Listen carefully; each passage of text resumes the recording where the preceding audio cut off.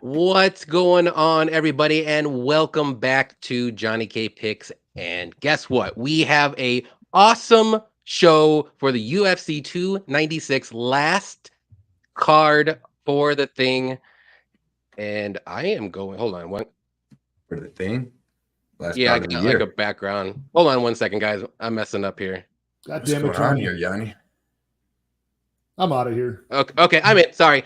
I had something going on in the background. I didn't know what was going on. Sorry, I had something on. But yeah. How's it going, guys? This is the last card of the year. Sorry, technical difficulties. Cody, how is your bets going and looking? What the hell just happened, Johnny? Jeez. I don't know, man. I'm making it up. Just go. Just go. I have some technical difficulties going on in here. My bets are, I don't know how they're looking yet, but I like them. I like the 5 I got. It's gonna be a good card. I'm pissy that Ian Gary pulled out because I had him at -235 but I just cashed in my parlay. But I like it, man. It's gonna be an excellent card to watch. Got some excellent bets. It's gonna be fun. Probably gonna get some violence. I'm hoping. I got a couple violent spots, and yeah, it's gonna be a good card. Way to end the year. Gonna end the year strong with the sweep. No matter what, I'm still gonna come out. I'm up like 30 units this year, so I'm gonna come out ahead again. But I feel like this was a tough year for betting. Are you guys? Because I've been betting UFC for a while, and I felt like this was just like hard fights to pick. I don't know if it's because there's so many crappy fights, you know what I mean, that we're kind of forced to choose from, or if it's just a lot of weird decisions and just other stuff. But man, I felt like this was a tough year, and I feel like 2024 can only be better for everybody, man. So just happy to be here, and it's gonna be fun. And to break down fights with Patty, our boy Dravy's in the building, man. I can't wait. This is gonna be fun. Hell yeah, Dravy. How you looking? How you liking this card? What you're looking forward to the most? Yeah, man, I like this card. I can't wait for the co-main event, man. Pantoja versus Royval too. I think that's the fight I'm the most excited about, to be honest. And yeah, I think there's a lot of live dogs on this card. And based on what I've seen on Twitter, I think me and you guys will disagree on some of them. So it's gonna be a great show. Yeah. Right on. And our guy, Patrick, Addicted to Combat, is here. We got him. We got him for this one, the last one of the year. How's it going, man? Let everyone know what bets you got going. Man, it's been a hard time the past couple of months just adapting to a new schedule. I did pick up a second job on top of my already full-time schedule, so I have not been on the YouTube and Twitter and social media scene, but I've missed each and every one of you guys. I see you guys in the comments here. Mushroom, got Anthony W, Jordan Sandberg, Kiwi, Saba saying who needs Pimblett if the real Patty's here. I've missed you guys. And man, I had to hop in here. Got the day off of work. Some good guys here to break down fights with. And man, it's just a star-studded pay-per-view. So I got a lot of underdogs. I got a lot of different props I've thrown into some prop round robins and things like that. So I'm excited for it, man. Right on. Go ahead. Real quick, I got my boy Scott Lawson in the chat. Scott, you got in my underdog fantasy giveaway. I need you to make an account on Twitter real quick and follow me on there so you can comment on this thing, but I got to tag you in it. So Scott Lawson, I need you to make a Twitter account if you don't have one, and then go follow me on there real quick, and then I'm gonna tag you in this thing, and you just comment your total strikes on the Leon Edwards thing. It'll give you the thing, but I just couldn't find you on Instagram or anywhere to get a hold of you. So definitely message me. Right on. We'll go ahead and say hi to the chat here, and then we will get going. We got Mushroom MMA #1 in here. What's up, Cody? What's up, Johnny? What's up, Patrick? What's up, Dravy? What's up, Mushroom? Good luck on your bets today. Definitely check out Mushroom MMA on YouTube and Twitter. He does great stuff each week. Awesome. We got Anthony in the house versus Cardi. Actually researched for. I better do good with my picks or I'm rethinking my life. Well, good luck on your picks, man. Appreciate you coming out. Good luck. Jordan Sandberg, what's up, everyone? Thanks for coming out. Kiwi Brew, as always, cheer all. Appreciate you coming out. We got our guy Saba in here. Who needs Pimblett if the real Patty is here? Exactly. Got the real Patty in here, and we got Pink Floyd, Patrick. It's like Christmas. It's like Christmas today, indeed. Pink Floyd. What up? Hang on, Saba. Let's see here. Where's Jacked and Humbled? There we go. Derek Izzy in our house. What's up? He said hi, everyone. Took the entire barrel bankroll and threw it on the line tonight. There we go. Let us know some of your bets, man. Let's go. Real Derek. Fight Picks. What's up, man? Doing it. He said, rumor has it that Addicted2Combat is suffering from podcast rust. He's walking through breathing exercises and will shortly be out. He was talking in the mirror when we first came on. He turned the thing on. He thought he turned it off. He's like, "I'll be right back." And he was talking in the mirror. He's like, "I got this, Patty." He's like, Pantoja inside the distance. We got Ice Viking here. What's up, man? Said, let's go, Patty. You know which one I'm referring to. Let's go, indeed. We got John Jones in the house. He said from Twitter. He said, "Is this live?" Oh, it's live, man.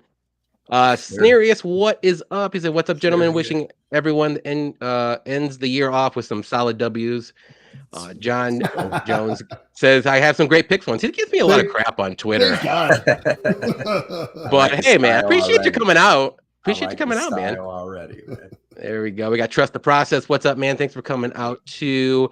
Santa doesn't know how to know technology. I don't. I'm old. So I'm 39 years old. I didn't know what was going on there. Something was in my ear and I couldn't even hear myself think. It's too tight, dude. It is. You glitch, dude. You glitch. I know. We got Milan. What's up? Milan. What's up, man? He said, let's hit them today, boys. Where's my gifts?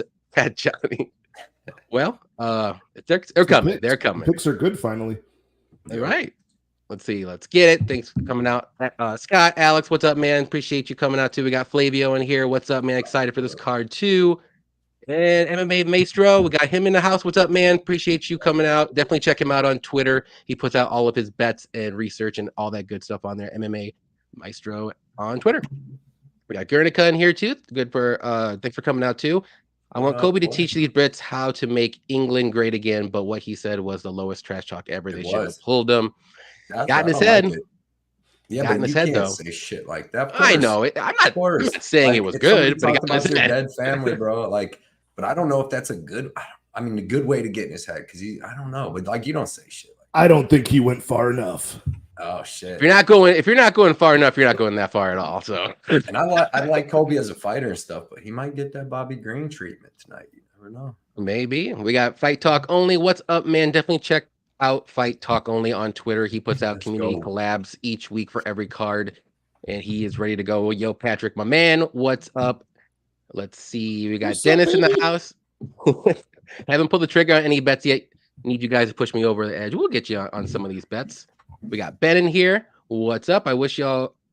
Can y'all wish me luck? I put the house on Colby. Nice. Good luck, man. You're gonna get yourself a second house.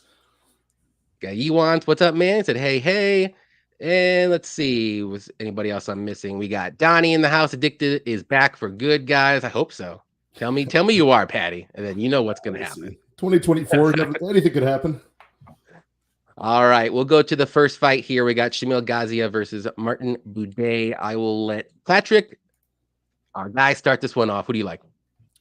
Man, this is a tough one because this is a trick that they pull on us all the time. They get an undefeated heavyweight, 11-0 record, so of course he looks good against some lesser tier competition, a very quick club and sub basically on the Contender Series. And I mean, Martin Buday isn't great, but he's one of the bigger guys that Gaziev has ever fought before. And I like Buday as a pick in this one as a dog, but nothing I'm going to put my money behind because I need Buday to just do what he does, be a clinch bully and just basically wear out the gas tank of Gaziev, which is sort of an unknown at this point. So I'll take Buday with his experience, his physicality, but I mean, he could just get bonked in the head, and I wouldn't be surprised if either man wins. Right on. Dravy, who do you like? Yeah, I like the underdog in this spot. I think me and Cody are on the same page. We got the early line. I got Gaziev at plus 160. I thought the early line was fine. The difference is, Buday has UFC experience. He has went deep in fights, but against who, right? So when you look at this competition, I think it's still low level. I think it's against smaller guys, and I also think he's very hittable, right? And the guys he's fighting doesn't hit hard. Gaziev can back punch, and he's for sure the hardest hitters that Buday has fought in the UFC so far. He's undefeated. He looks strong. He has potentially wrestling upside. We don't really know about Buday takedown defense. We don't really know about his ground game if someone gets on top. And we don't really know if he gets hit hard, what he's going to look like. His cardio is better. I'll give him that. But again, we have not seen people really hit him hard and see how he reacts. So I feel like that's still low level heavyweight, but the underdog's very live in this spot. Plus 160 was a no-brainer for me.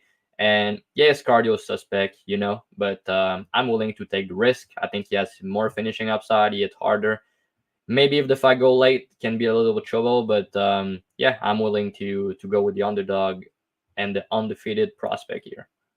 Right on, Cody. What do you like? Yeah, same thing, man. I don't think Martin Buday is all that good. Like I said, I'm old enough to remember him getting beat up by Lucas Brzeski. He didn't look that great against Chris Barnett. Like, he was winning, but like, he just had to clinch him against the cage and throw knees. Jake Collier was beating him up in the first round, took him down, like took his back as much as like a fat guy can. Like, he's like, not like he sunk the hooks in, but he just had him on his back, you know. But yeah, I'm just not that impressed with him. Gaziev, I think he has better striking. He has better power. Because I don't like Buday striking at all. Like, every time I bet on him, I'm like, just clinch the dude, hold him up against the cage and knee him. Like, that's all I wanted him to do every single fight. Like, don't be in space, don't do nothing. And I just don't think that's going to work here. Gaziev's just as big as Buday. He's got nice straight punches with power. He's got good wrestling, Dagestani wrestling, and he's got good BJJ. So I think that even if they wrestle, if he can't get him out of there in the first round, which he could, because like Buday is just so he's hittable.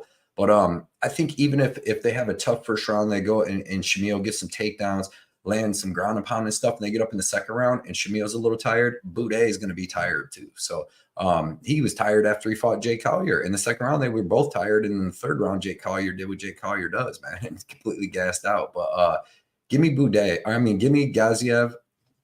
I mean, I think he can beat him anyway. I think he can knock him out. I think he can. I don't know about a submission. Buday's got pretty good submission, maybe club and sub. But he could also get a decision. I watched him go to just get a decision win over another 13-0 Russian kickboxer that was good and that had some ground game too. And Gaziev was able to go 3 hard rounds with that dude. They both got tired, but Gaziev fought through it. So I think he can win anyway. So just give me Gaziev. I bet him at the money line at plus 155. Me and the Patreon got him on him at plus 155. I think he's like plus 100 now. So I like it. Yeah, I'm on the same train here. I'm on the Gaziev side. I just think he's more dangerous. Buday, I mean, he's durable and he can go 3 rounds, but that doesn't mean that he's going to win this fight because Gaziev's super powerful striker. He can wrestle and he can grapple if he wants to too. So I think the first round will be pretty dicey for Buday, but even so, like I know a lot of people are like Gaziev only doesn't have the cardio. He only lasts 2 minutes in his Dana White Contender Series fight, but everyone you have to remember too, like Dana White Contender Series, you have to finish your opponent. And he went out there and did. It was a little bit of a tough finish he had to do, but he did. And then he had to go right into the interview where he's huffing and puffing. He's excited he won and he knows he's going to be in the UFC. So I'm going to give him a little bit of a pass on that. I don't think he's going to gas out like that again, but I do see Gaziev getting the finish here at some point, maybe first or second round. But if this fight does get into round 3, though, it could be anyone's fight. But I'm just going to lean Gaziev here. He's just more dangerous. So, and at the plus money, I got him at plus 145. But still, I think it's a good bet. Right now, I mean, if you like Buday, I mean, I would bet Buday right now because it's almost a pick 'em. So there you go. But yeah, give me Gaziev. Excuse me. That's true. Yeah. Yeah, maybe a live in show on Buday after the first round can be a good play as well. Because I think he loses the first round in the eye clip. Maybe he's plus odds after the first round. Who knows? If you survive, yeah, that's a very good point there. I like that too. Let's see what we got. We got Bunny Hunter in here. What's up, man? So what's up, fellas? Wish you guys the best. Nice to see you back, Patrick. Yo, it's good to see you. We got MMA Jesus, Dev in the house. Kobe Covington is going to dog walk, bro. Lock of the year. Yes. Whoa. We get a lock of the year for the last card of the year. Dev doesn't throw around those locks too often. No. I just want to let you guys know. Locked now, rigged later, bro. Because Leon Edwards is fucking taking that one down. That's great. Appreciate you coming out, Dev. Let's go, Dev. Always. That's my dude. Let's see. He's got Buday all day, the booty. Oh. Let's see. Colby's will get KO'd in front of Trump. That would be something. How's the job? Patrick, how's it going, everyone? Man, it's a good job. It's a lot easier than doing content. I'll tell you that. Oh, I bet. I'll tell you that. Milan like Gaziev here too. You out on the house on Colby have a nice box where you can move in Monday morning. $3.99. It's not bad rent. That is crazy. Nope. Bookie boost line for Buday or Covington? Yeah, he's they got probably either way. They're trying to get I think some it's money the to come U.S. in. flag emoji, so probably Covington. Okay. Yeah, I mean, still, that's a good line. Not bad at all. Yeah. First round KO on Tapology for Remember last Gaziev. time they did a big boost like that? Who was that when they boosted? Oh yeah, Adesanya. Adesanya to plus 100 out of nowhere. Ooh. If you guys want free money on Yeah, Adesanya, they're like, oh, you can only bet $10 to $50 because it's free. We don't want to give away too much free money, and everybody They made out like bandits on that one. Yeah, that was wild. Gaziev is a inbred caveman. He's gonna win. That's about it's a good angle, right. good analysis. Our guy AJ says Gaziev round 1. I like that. Buday decision. Let's see. They always have these heavyweight contenders series guys fight each other, so we never get a read on their actual talent because they're creating artificial talent pools. I mean, that's true. I was just thinking about you that. have to I in the didn't. heavyweight. I got to ask you guys. I did not to harp on this fight too long, but I didn't do a whole lot of deep research on Gaziev. I just watched his past couple of fights. What do you think the future is for this guy? Is he like pretty talented? Like, do you see him going far, or at least halfway? I think he can. If you can wrestle and have good jiu-jitsu and you're a big dude in the heavyweight division with some knockout power in your hands, you could go pretty far. I mean, he's going to go farther than Parisian and all them bums that are just like, but like, I think, I mean, we just got to see a little more at the gas tank, but he seems durable. Like Stoshik, Darko Stoshik dropped him, dude, and he got right back up and started beating him up. I think he's going to be a lot better than Buday here. Do you think top 15 eventually? Because you just have to beat 15 people to basically be in the top 15 of heavyweight. Yeah, I mean, there's probably only 15 good heavyweights. I don't even know. Does the UFC have 15 I would say like 8, heavyweights? Cody. There's like 30. There's like 32 or something like that. Is there really? Because I know the top ones, but I think this dude could go far. If you can wrestle in the heavyweight division, Jelton Almeida proved you could go right up to the top 5 just based off wrestling, you know? And he doesn't look like any striking. So what's up, Brandon? He said, do you guys think the Leon fight will go all the way? Yeah. I do. I think so. I will say that. I think so. Yeah. Question of the day: if Dricus coach does finish him in the back after every fight, what's his MMA God. Undefeated. Colby's getting a stoppage. All right, we'll go on up to the next one here. Andre Fely versus Lucas Almeida, and I will have Dravy start this one off. Yeah, I think we're gonna have a banger for this one. I like Almeida in this spot, not enough to bet his money line, but I did bet the under 2.5 when it was minus 115 or something, and also bet Almeida decision no action minus 120, right? So I feel he tends to fight close with a lot of people. So if the fight go over, it's probably going to be close. But if you wrestle, I think he's going to cover his price tag, but I don't really trust him to wrestle in this spot.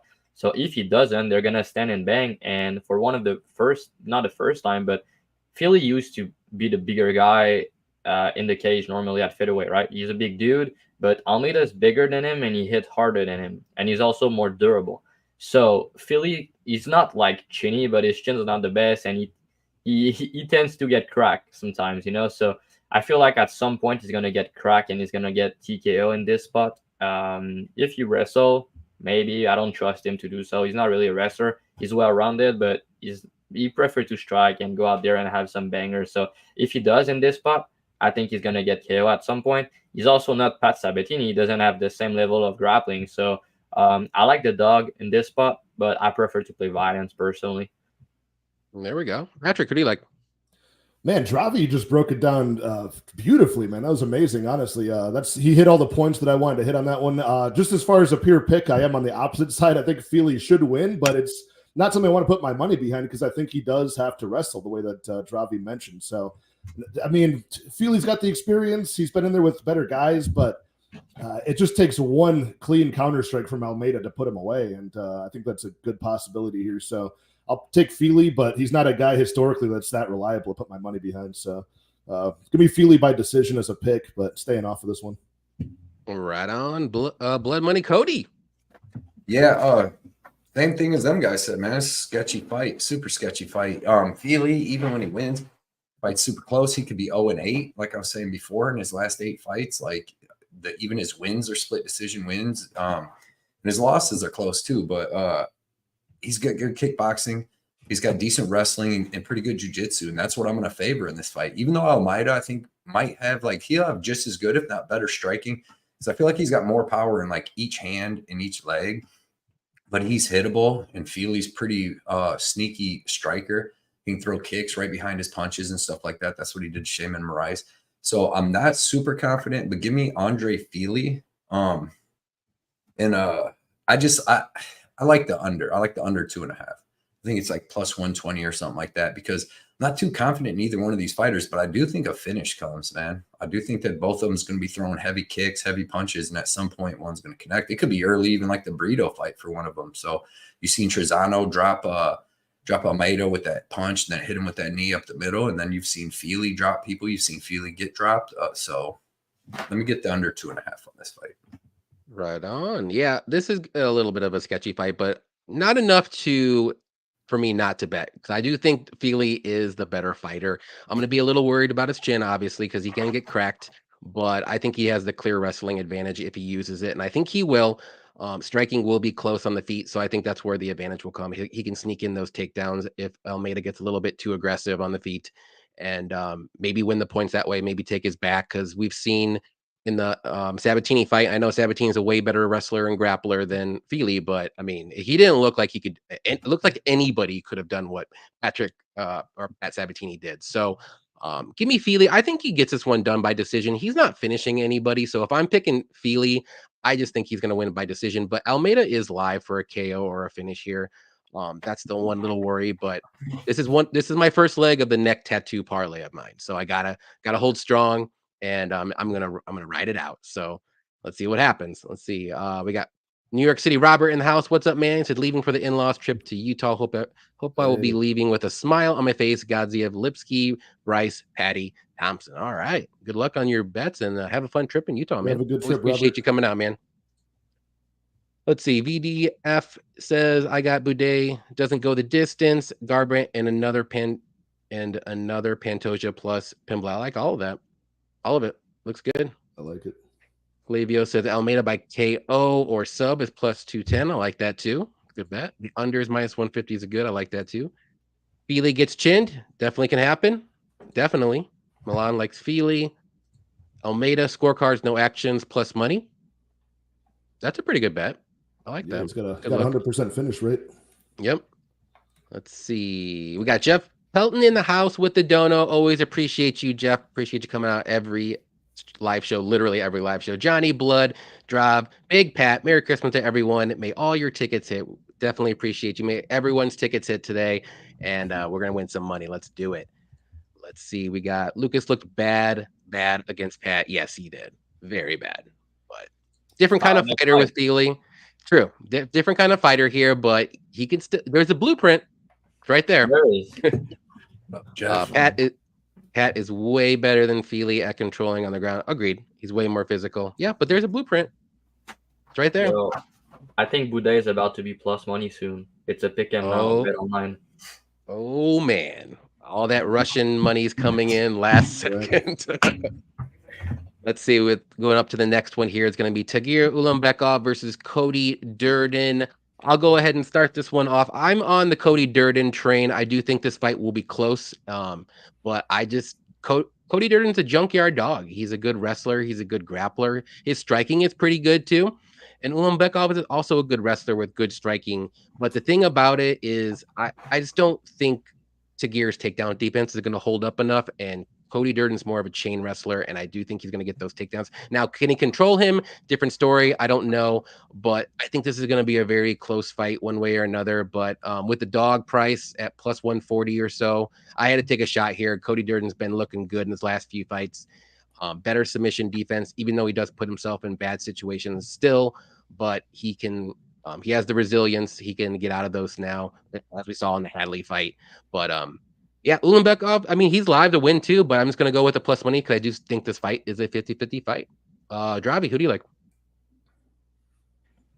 Yeah, you talk about control time. One of the things I was looking forward to into tapes is how is Tagir takedown defense and a get-up game in general, right? And I think a big difference between this matchup and the Adley matchup is Jake Adley acts at bottom position. He play off his back. Tagir doesn't. Like, his get-up game is quite elite, in my opinion. He has good takedown defense, but I think Cody could potentially take him down. But I think the Tagir get-up game is going to be the difference on the fight. Also, I think he has a speed advantage on the feet. and I think he has more finishing upside. Very good choke, guillotines, ninja choke, and stuff like that. He has also better cardio. We have seen Cody put his head in bad position. I have to give him credit. He definitely improved lately, especially cardio-wise. Since he moves to ATT, you can see the improvement that he made. But I think when he gets tired, he shoots sloppy takedown, and the sub's going to be there for Tagir. I think we also all agree that Tagir probably win the third round at a high clip in this spot. And at least that's how I see it. Maybe the first 2 rounds can be close, but I think he's going to submit him at some point. I played a sub prop plus 350 and also played Tagir money line minus 160. Maybe it can be close in a decision, but I don't see much finishing upside from Cody. He has some wrestling upside, like I said, and I think a good game plan will be the leg kicks, like Bruno Silva did against Ullbeckov. But yeah, again, I think that Tagir has the better cardio, more finishing upside, and a speed advantage in this spot, and you get a guillotine in the first round. All right, Patrick, what do you like? Yeah, I agree with all that's been said so far. I do find myself on the Durden side. That's my first 1-unit bet at plus 147. I think that price is still current.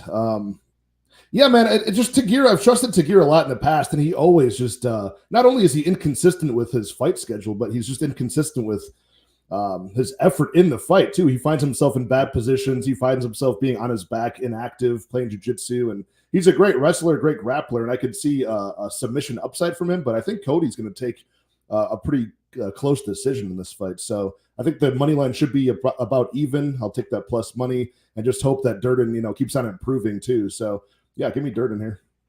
Right on. And Cody, who do you like?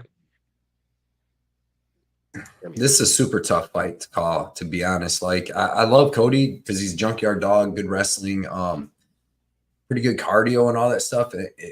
But I didn't bet him or nothing like that because Tagir's super dangerous. I told everybody too. Remember on the live show when I told you that it says that freaking Durden and Tagir are the same height. They're both supposed to be 5'7", when Tagir was going to be at least 2 inches taller than him, and he was. You see the face off, he's way bigger. Which that's a big difference when you got two wrestlers, man. If you got two dudes that both wrestle, and looks like Tagir might cut more weight, but Tagir's got good striking. They both got pretty good striking. It's just Tagir's like a little more cleaner.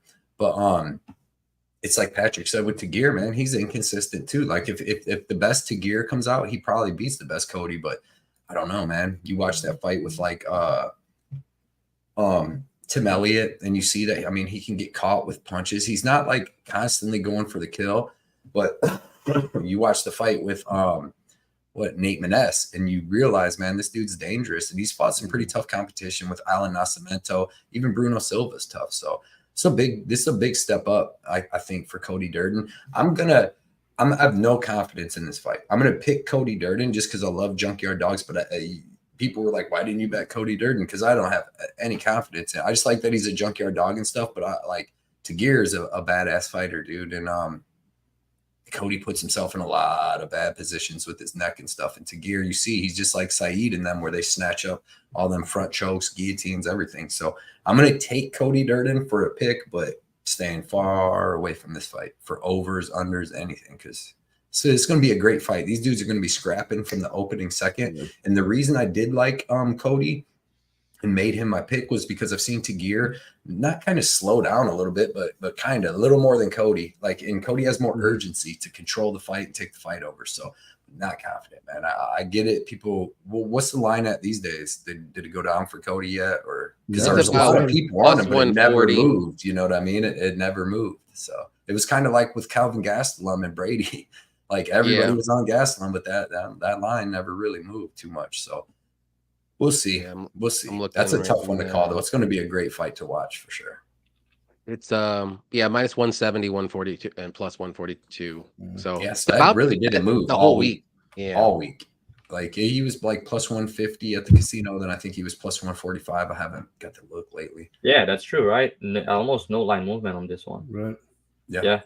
Like Sean Brady was like a pick 'em all week against Gastelum, but everybody was wasn't this fight closer to a pick 'em though when it first came out, and then more money came in on Tagir right off the bat? I'd never seen him below I never seen Cody below plus 150, 145 now. But when I was watching, I don't know.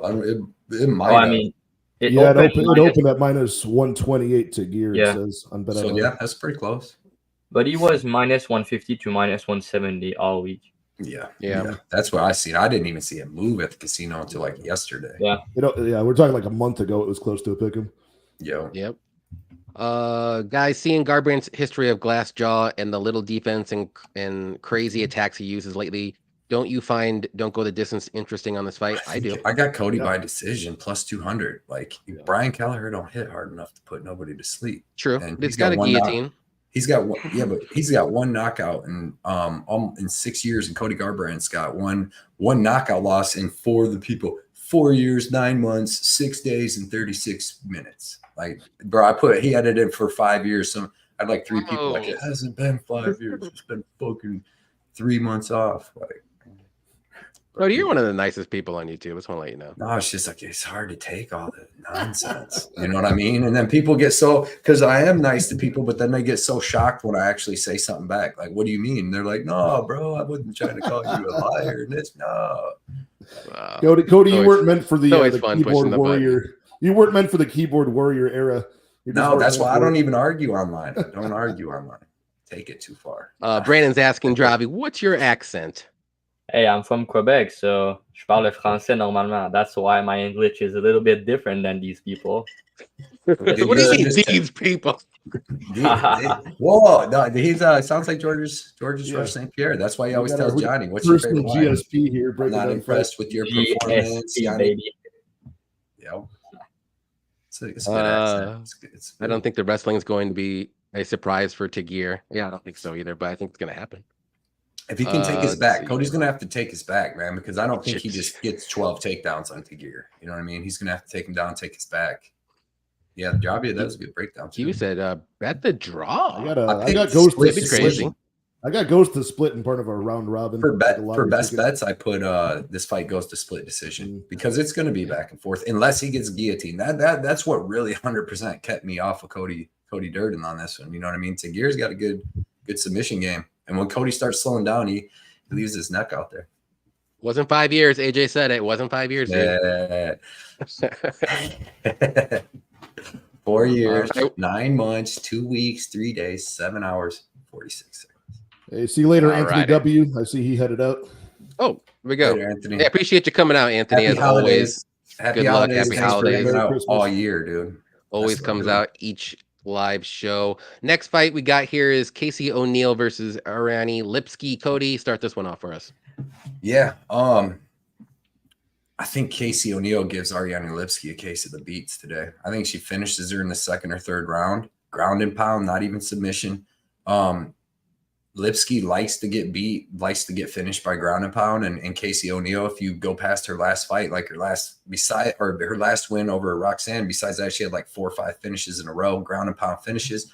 I don't think Lipsky's like improved her wrestling as much as like we think. She just hasn't fought like decent wrestlers. And not to say that Casey O'Neill's like the best wrestler, but she's consistent and she goes after it. And I just think that her striking, like the striking level isn't too much different in this fight. Like Ariane Lipsky's a little slow. Like she's nowhere near as good as Jennifer Maia. Like as far as her movement, like Jennifer Maia's moving, pulling Casey O'Neill in the counters, hitting her with counters.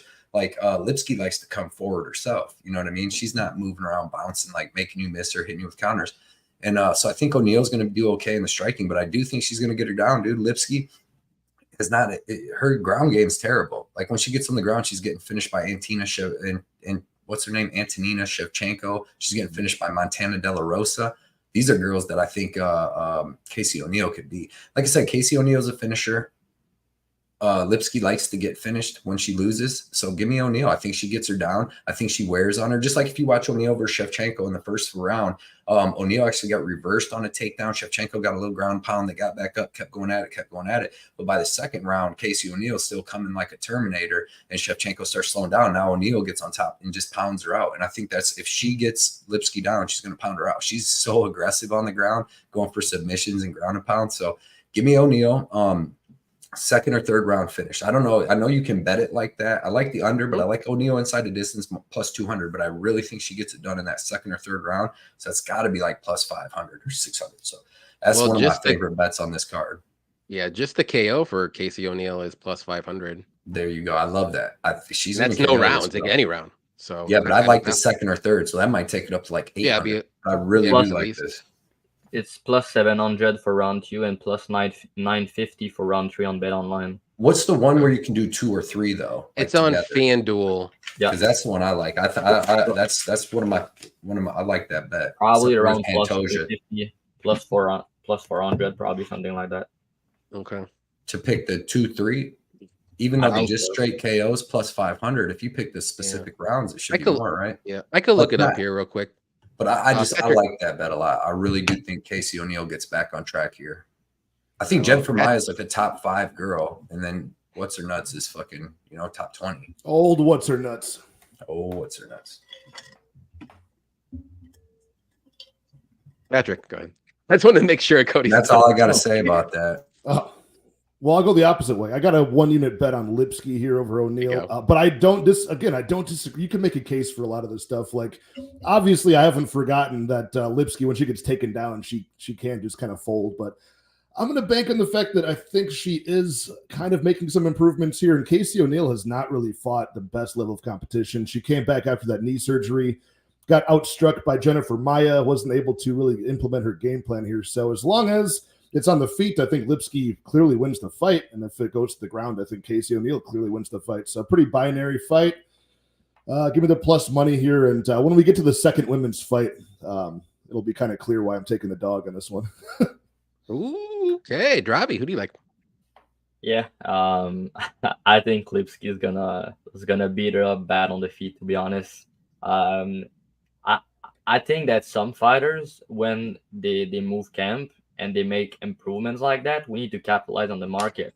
She's not the same fighter that fought Shevchenko. Like, she doesn't have the same takedown defense. You can clearly see the improvements. Like, she went to Amanda Nunes' gym, and then she said that she's taking her career more serious now. And you can see this in her fight. Like, I know that Gatto's not like that good of a wrestler, but she was having success against a guy like Cortez in the wrestling and grappling exchanges, and she didn't do shit against Lipsky. I think that Lipsky made big improvements on her takedown defense, and her balance is very good. And I don't trust O'Neill to wrestle heavy in this spot. She's more of a striker. She's more well-rounded than Lipsky in a way, and she's probably going to try to wrestle, but her wrestling is not that good, bro. Like, I don't see her wrestling being that good. If she gets on top, I love her ground and pound, and then it can be trouble. I agree with Cody on that. Like, ground and pound is good, and when Lipsky has someone on top of her, like, she loves to get finished, right? But my point is, I don't see this fight getting to the ground. I don't see it personally. I think with what we have seen on tapes lately, you can see improvements, and she's not the same fighter that she used to. And I think people are betting O'Neill because they think she's the same fighter, and I don't think she is, bro. And on the feet, she's also better now. She's more defensively responsible. She's more technical. She has power. Like, she's the better striker in this spot. She has more power, and O'Neill is very hittable. I love her pressure. I love the pace she puts, the volume. And I think that she's going to have success in this fight on the feet. I don't think that's going to be a wash, but I favor Lipsky on the feet. She's going to land the harder shot, and I think she can get a knockout in this spot. Cody was talking about the under. I think that's a good bet, because if O'Neill gets on top, maybe the fight, and on the feet, O'Neill's hittable, and Lipsky it's very hard for a woman MMA girl. And yeah, I think the odds are not making sense. I think it should be close to a pick'em. I personally bet Lipsky at plus 185.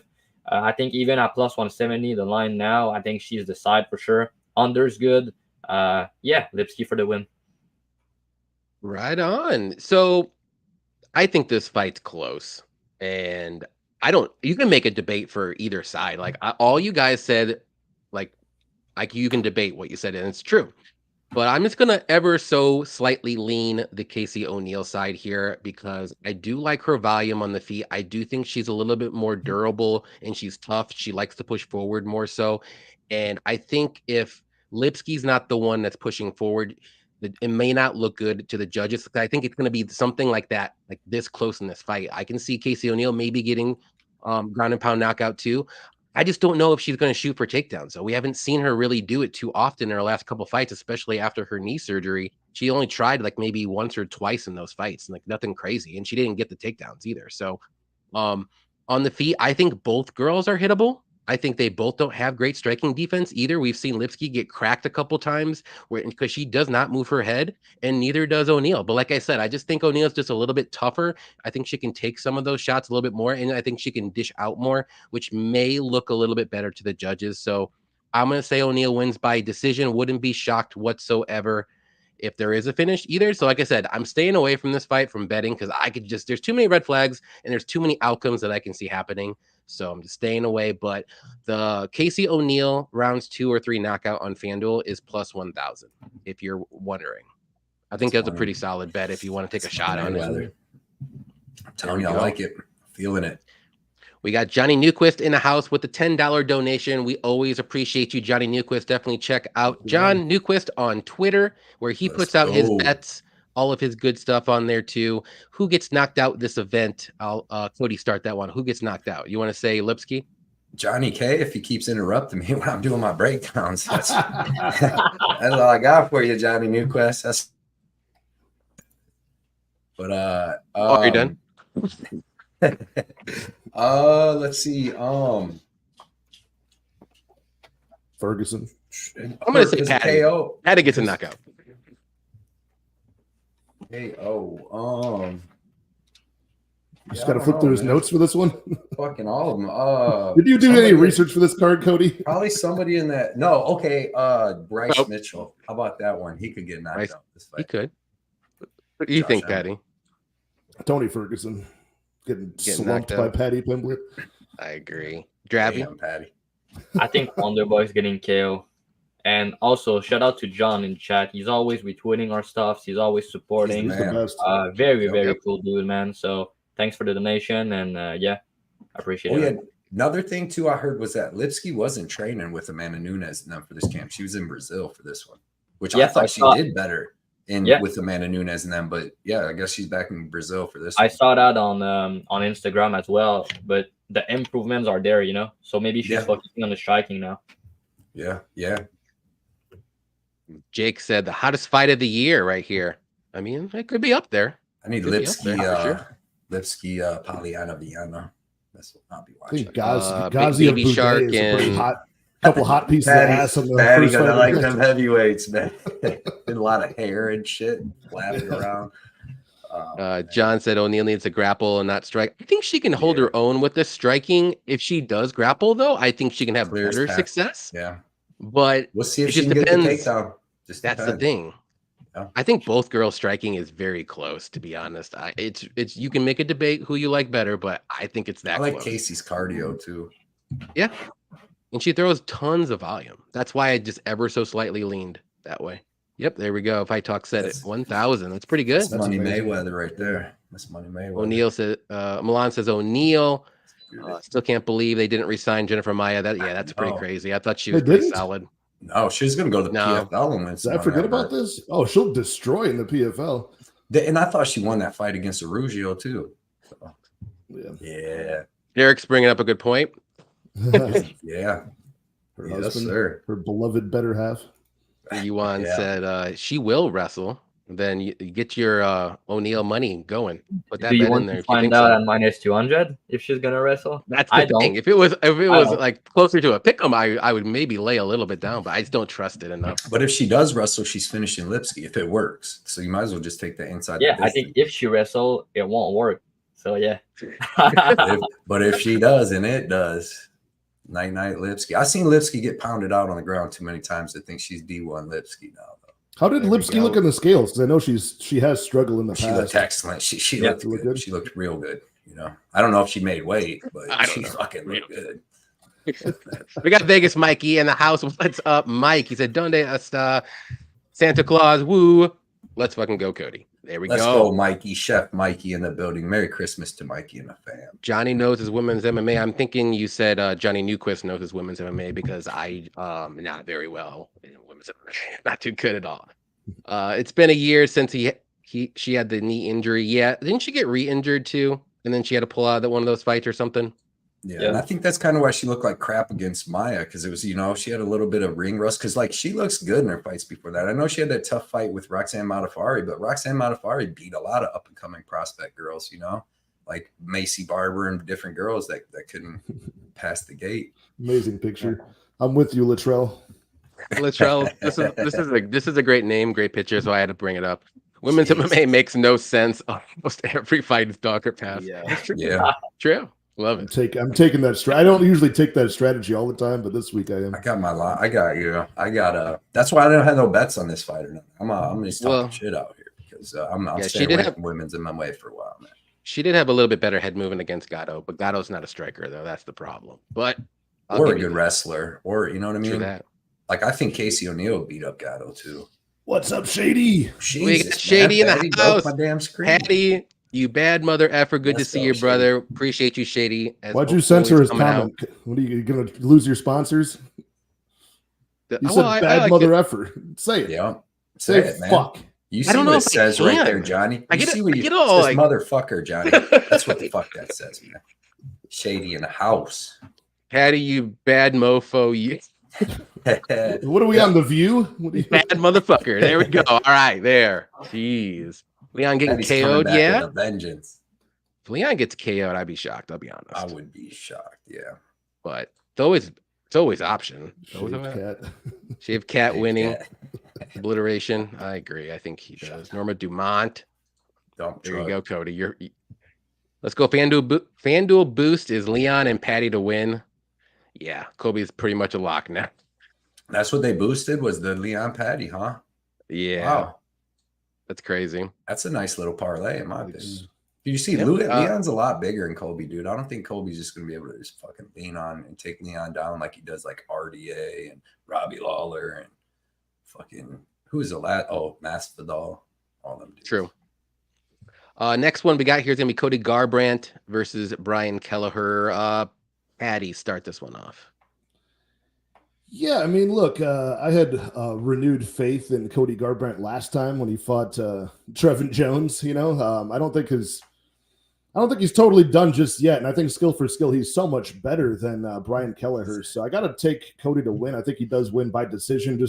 I think maybe in his last fight that was a good sign where even against a much lower level guy in Trevin Jones, he's like, look, I know I got to just kind of change my game plan here. I can't go out there and swing and bang. You know, he had a really good run of doing that all the way to the title, but dude, just get wrestling going, use that top pressure and get the job done by decision. So I don't have any cash in this fight, but I think Garbrandt should clearly be the favorite here. Right on. Cody, who do you like? Yeah, man. I think this is the easiest bet on the card. Like you got one guy that's way better than the other guy everywhere. He's way younger. He's way faster. Like I know it's Cody No Chin. That's what they say. But the only time he's been knocked out in the last 4 years, 9 months, 7 days, 6 hours, that hasn't been 5 years. Is Cody, and that was only when he dropped down to fight Kai France. You know what I mean? And other than that, I mean, he took bigger shots from Rob Font. Rob Font hits way harder than Brian Kelleher, and he took 5 rounds of Rob Font's shots. Even Rafael Sensao hits harder. You seen him rocking fucking Victor Henry and them dudes. Like he hits hard. So he's taking shots from dudes. His last fight, I'll be way more worried about Trevin Jones. You know what I mean? That dude hits hard. I watched him knock out Bautista. I watched that dude knock out Timur Valiev. The dude hits hard, and he hit Cody. He cracked him in the 3rd round. But yeah, man, Kelleher coming off major neck surgery. I follow him on Instagram. I like Kelleher. He does rap songs. He was rapping with his halo on his neck and all that shit. I like him, but he's older. He's not fast. He doesn't have good footwork. He doesn't hit hard. He's got 1 knockout in 6 years. That was Hunter Azure. And that he was standing right in front of him because he was beating the shit out of him, dude, and just got hit with the left hook. Like he was literally probably up 35 significant strikes on Kelleher in that fight. Cody's got the better wrestling. Cody's faster. He can take him down, stay out of the guillotine. Cody's never been submitted. We know Kelleher does have a good guillotine, but I just think Cody can stay safe. I think he can take Kelleher shots. I think he's the bigger, better, younger fighter and better every single place in MMA other than the guillotine, maybe. But it's not like Kelleher's catching high-level dudes in guillotines, you know. He's catching – I don't even think he caught Kevin Kroom or them dudes or Domingo Plarte. So give me Cody Garbrandt. I think it's the easiest bet on the card. I don't think he gets KO'd here, and I think he wins this fight. Right on, Dravy.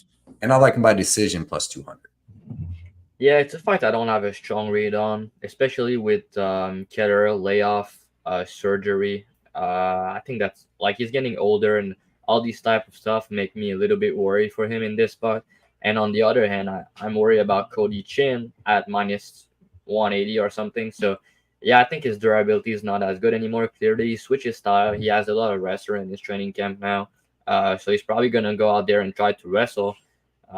We know that Kelleher's submission defense is not very good. And we know that he had his neck surgery. So maybe like he's going to tap easier. Like, who knows? But yeah, I think Cody is the better fighter. He's faster. He's younger. But I just can't trust him at minus 180. I was liking the under earlier this week. But do I really see a finish? Like, I'm not even sure. I think Cody can win a decision. I think Kelleher could crack him. I think Cody could finish him, So I just feel like it's a tricky fight in general. Like, you have a guy, Chin, who's not very good, let's be frank about it. And you have another guy that's coming back after a layoff. He's older and had surgery.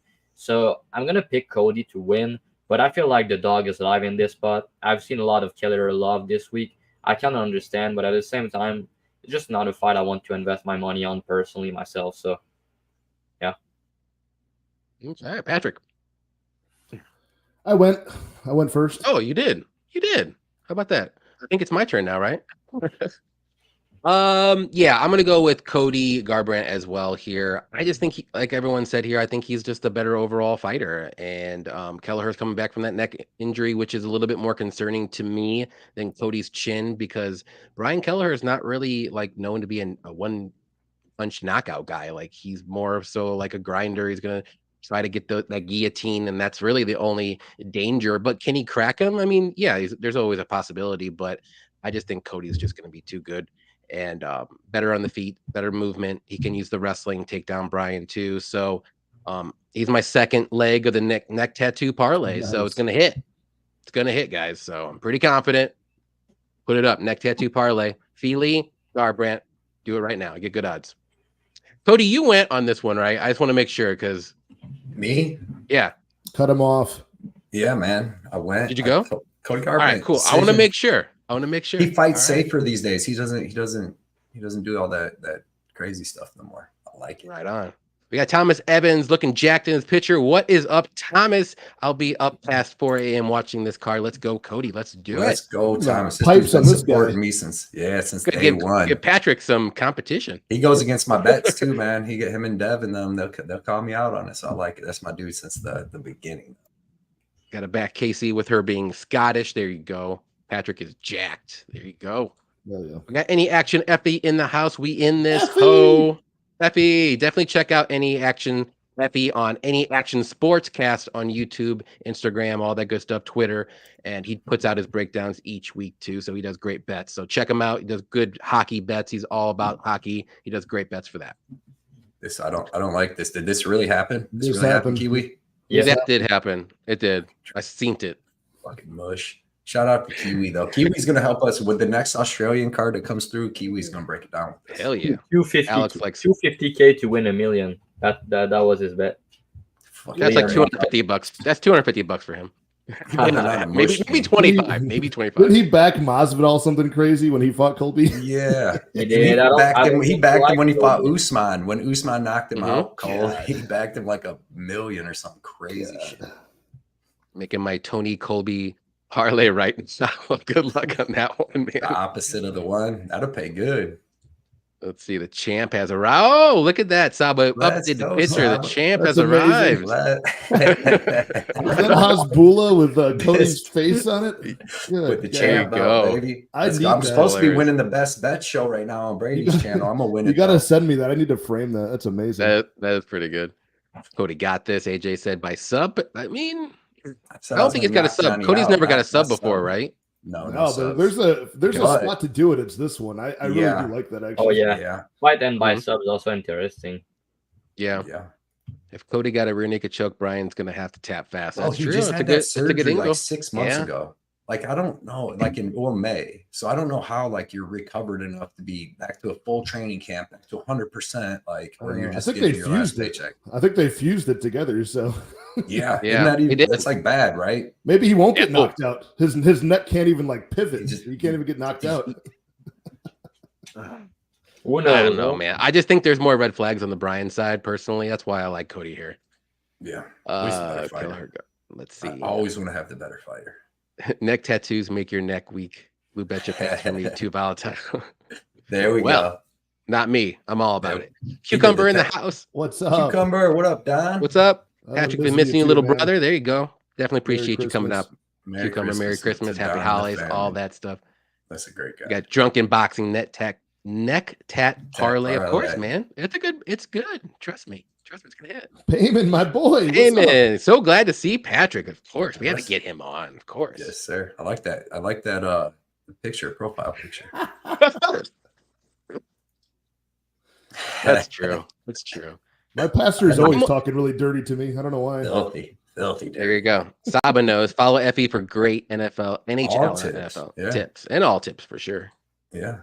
We got Catbox Jay. What's up, man? What the F is? What the fuck is up? There you go. Oh shit! Johnny dropped the F bomb. Jaden, what's up, Jaden? One of his Jaden. Good luck tonight, boys. In and out, because I got to finish this blunt. I appreciate you coming out, man. As always, the whole year, everything. All right, we're moving up to the next one here. Irina Aldana versus Carol Rosa. I will start this one off. Man, I think this is going to be an interesting fight, but I'm going to go Aldana here. I like her boxing better. I like her striking better. But the one thing I just don't like about Rosa is her game plans are really out there. And when she should wrestle, she strikes. And when she should strike, she wrestles. And she's so inconsistent. I'm not saying she's a bad fighter, but just her game plans, maybe fight IQ. And is kind of bad. And she seems to lose the first 2 rounds. And then round 3 hits, she's like, okay, now I remember what I got to do, guys. And she looks good in the 3rd rounds, but she just doesn't get to that point in the first 2 rounds, and she loses them pretty badly, if you want to say. But I'm not saying Aldana is the greatest fighter in the world. She didn't look great against Nunes, but that was Nunes. But I think she can get this one done here just striking in the first couple rounds, because Rosa's not going to shoot for takedowns until probably round 3. And it's going to be too late for Rosa. So give me Aldana by decision. I don't have any money on this fight, but if I did, I was this close to betting Aldana money line, and I'm just not. It's not there. If it was minus 150, I would probably do it, but it's close. That's why I was like this close to doing it, but I'm just gonna stay away. Patrick, could you like? Yeah, I agree with you, man. The inconsistency of Rosa is certainly a worry here. I am taking her as an underdog. I got 1 unit on it, and this is what I was talking about in the last women's fight. It's like we got 2 female fights in this card. If I just put a unit on both of them at the same plus money tag of 160, I think at least one of the underdogs comes through. Right. I'll come through profitable. So Aldana, she's getting up there in age. I think she's got 7 years of seniority on Rosa. Rosa can still be making some improvements. I think Rosa's more well-rounded. And Aldana's coming off mentally off of that beatdown, and she reached the top, right? She got her title shot against a retiring champion in Amanda Nunes. So it's like she's either going to come back here and prove that she can, in emphatic fashion, get another title shot after this, and this division needs somebody to fight for the belt again, or she's going to come off like a lot of people do when they fail, and they're like, man, where do I even go from here? I'm not going to be champion. And we might see a lackluster effort. So give me Rosa, just pump out some volume and hopefully wrestle, for God's sake, when she needs to here. Right on. Cody. Super untrustworthy fight. Both these girls pretty untrustworthy. I mean, look at their last couple fights. Aldana's obviously got pretty good boxing. She's long. She's got powerful boxing. And then she can be taken down. She's got pretty good jiu-jitsu off her back. Like she subbed Macy Chason at one point. Like Macy Chason tapped, and then the fight just kept going. If you remember watching, do you remember watching it? And then that's why I was kind of happy that she ended up liver kicking her from her back, because she ended up getting the win, because she was about. I forgot about that entirely. That was so frustrating. Remember? Yeah. So Aldana, like if this stays standing, she's got a long jab. She's got really good striking. You've seen against like Ketlin Vieira when she was able to hit her with that left hook, put her out. But she's got a long jab. She's big and tall. Looked terrible. I seen Kiwi said, man, yeah, she looked terrible on the scale. So I'm leaning Aldana. I'm going to take her by decision, just because, man, Carol Rosa's been looking terrible lately. I used to be pretty high on her, and then like we watched her fight down in Columbus, and like that'll happen. She got out wrestled by Sarah McMahon, right? That'll happen. Like you said, she came back in the 3rd when Sarah gassed a little bit, but it's more her fights with like Lena Landsberg and then Yana Santos and them. She just has not been looking good. And Norma Dumont, it's like that. Like you said, she got that was a close fight. But all of a sudden, the third comes alive and starts doing clinch knees because she's got like a better, more well-rounded game. Like if anybody's going for the takedowns, it's going to be her. If anybody's going to be landing like big clinch knees and stuff, it's her. So both these girls are pretty untrustworthy. But like Aldana can land the bigger shots. Aldana could finish this fight. Like Rosa's not finishing anybody. So I would stay away from it. I'll take Aldana. I think she gets it done by decision, but I think it's going to be very close either way it goes. And if Rosa is able to mix in some wrestling in this fight, then it's going to be bad for Aldana. So, but yeah, man, I'm just staying far away from either one of these untrained. Like you seen what Aldana did last fight, and then like she's losing to Chase on other than the submission and then the liver kick. But like, I don't know, untrustworthy. Like it, Dravhy. Yeah, I agree with everything you guys said. Cody, you made some great points. I don't really want to lay the big chalk on Aldana because if they go the distance, it's probably going to be like a close fight. Rosa tend to like start late in fights. She wins the third round at the eye clip, but then it's too late, you know. But getting dropped by it was Lena Lensberg, right? I think that was a bad look, and we know that Aldana can crack. She has power. Like the KO out cold of Caitlin Vieira was nasty. And we know that she can get a finish out of her ass in the late of the third round, you know, by sub, by KO. I think she has a lot of finishing upside in this fight. I don't want to hold the -180 ticket if they go the distance personally, but I think she has like almost every finishing upside in this fight. So the early lines were not making sense to me. So instead of playing the ITD, I played a KO plus 550, and I played a sub prop at plus 1200. I just split the two together to play the ITD. So just split a unit on it, 0.75 on the KO and 0.25 on the sub. I think that's smarter than playing the ITD at like plus 300 or so. Yeah, I think she's live for a finish. I think she can finish by sub or KO. We have seen Rosa in bad position on the ground. She's probably going to try to wrestle in this spot, and Aldana have some good BJJ off her back, training with Diego Lope, Alexa Grasso, and girls like that. And on the feet, she's better. She hit harder, and Rosa is a little bit hittable. So, yeah, I think she get a finish in this spot. If she doesn't, I mean, she's older. Maybe that's it for her. Who knows? But she needs a finish here to prove a point, and I think she's going to get it. Right on. Like it. We got Colstrom in here. You said, what is y'all favorite fight on the main card? I would say Pantoja or Shavkat, one of those two. Pantoja for me. Yeah, I'd say Pantoja Royval is going to be chaos for sure.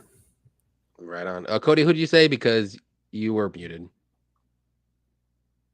You're muted. The cannibal. Give me the cannibal fight. There we go. Pantoja. That's what I thought you said, but I just wanted to make sure. I was trying to read your lips. Let's see. Aldana seems like a giant to Rosa. Agreed. Remember when Rosa knocked down Dumont, waited, and then ran into the clinch where she was losing? Oof. Exactly. That's why you can't. Yeah. She's just so untrustworthy. Terrible fight IQ against what's her name too? Sarah McMahon. She was beating the shit out of her, and then she took her down in the third round. Like she took Sarah McMahon down in Columbus. Remember? It's always an emotional roller coaster. Terrible, dude. That was the worst. We went to that one live, and I lost like 9 units. But I'm gonna get 10 back tonight. That's for sure. Shady's like, don't let that last fight fool you. Aldana should be minus 300. She's a beast. She took that on short notice, right? With Nunes? Because Pena pulled out. It was like I think. A little bit of short notice. Yeah. I don't think she was ready. On the scale. Like she killed herself on the scale to make that weight for that fight. Kiwi said he leaned Aldana into the scale. Yeah, I heard she didn't look that was a big deciding factor for me to just take that stab on it too. Toilet face, give me a lock. Who do we talk about? You stick around, you'll get a lot more locks. I think Cody is a better fighter, dude. That's better every single place, faster, younger, bigger. Stick around, you get more locks. I like the main card for locks. I'll tell you that. Shout out to Shannon Ross and his jaw holding up last week. Again, I just want to point that out. His jaw did hold up. Yeah, he got body shotted out, man. But I mean, he was wobbling. He got wobbled. He got dropped a couple times. He got up. You know what I mean? He got up. Shady has got a couple good bets here. Aldana minus 180 and decision. I like them. I don't mind either one of them. Yeah. Dennis is riding with Patty. With both underdogs. We just need one. We just need one of them for profit. That's it. Drunken Boxing said this fight goes to distance is a lock. I like the overs in this fight. I do. I just don't. Rosa's pretty durable. I don't think she's been finished, to be honest, right? Has she? Not by by submission. Early in her. No, she got Melissa Gatto got her way back in the day outside the UFC, but not in the UFC. I don't think she's. I'm telling you guys, this fight's going to play out on the feet because Rosa's not going to go for takedowns until the third round. So I'm telling you, it's going to happen. I've seen it a million times. Maybe there could be a third round finish between either girl. They both. Yeah, they could. I cashed on that liver kick Hail Mary. I was stunned. That was wild. Yeah, I was too. My guy, our guy, Couch Warrior, man, he had a max 10-unit bet on Aldana there. Oh wow, nice! He was sweating. Your Uncle Weezy always says that people who make poor haircut choices make poor decisions in life. So Boom and Alonzo, I have to fade. Yeah. I have the PTSD from betting Charles Johnson. Yeah, Charles Johnson had that weird little like giant rat tail mullet that he had like Grinch green dye. Booms is even worse though. Booms is yeah, but it's but shout out to Uncle Weezy. He's got some good to say. Pink said would have finished Macy in round 1. Yeah, didn't you say that, Cody? Like she tapped. Macy tapped in that fight. One where did tap in that fight, but it's like quick, and then they just keep going, and then watch it. I think it's in the second round, and then they just keep going. Like Aldana didn't be like, oh, she tapped, like they just, and then like you're like, I'm like, holy crap, because I think I had a bet on Aldana too.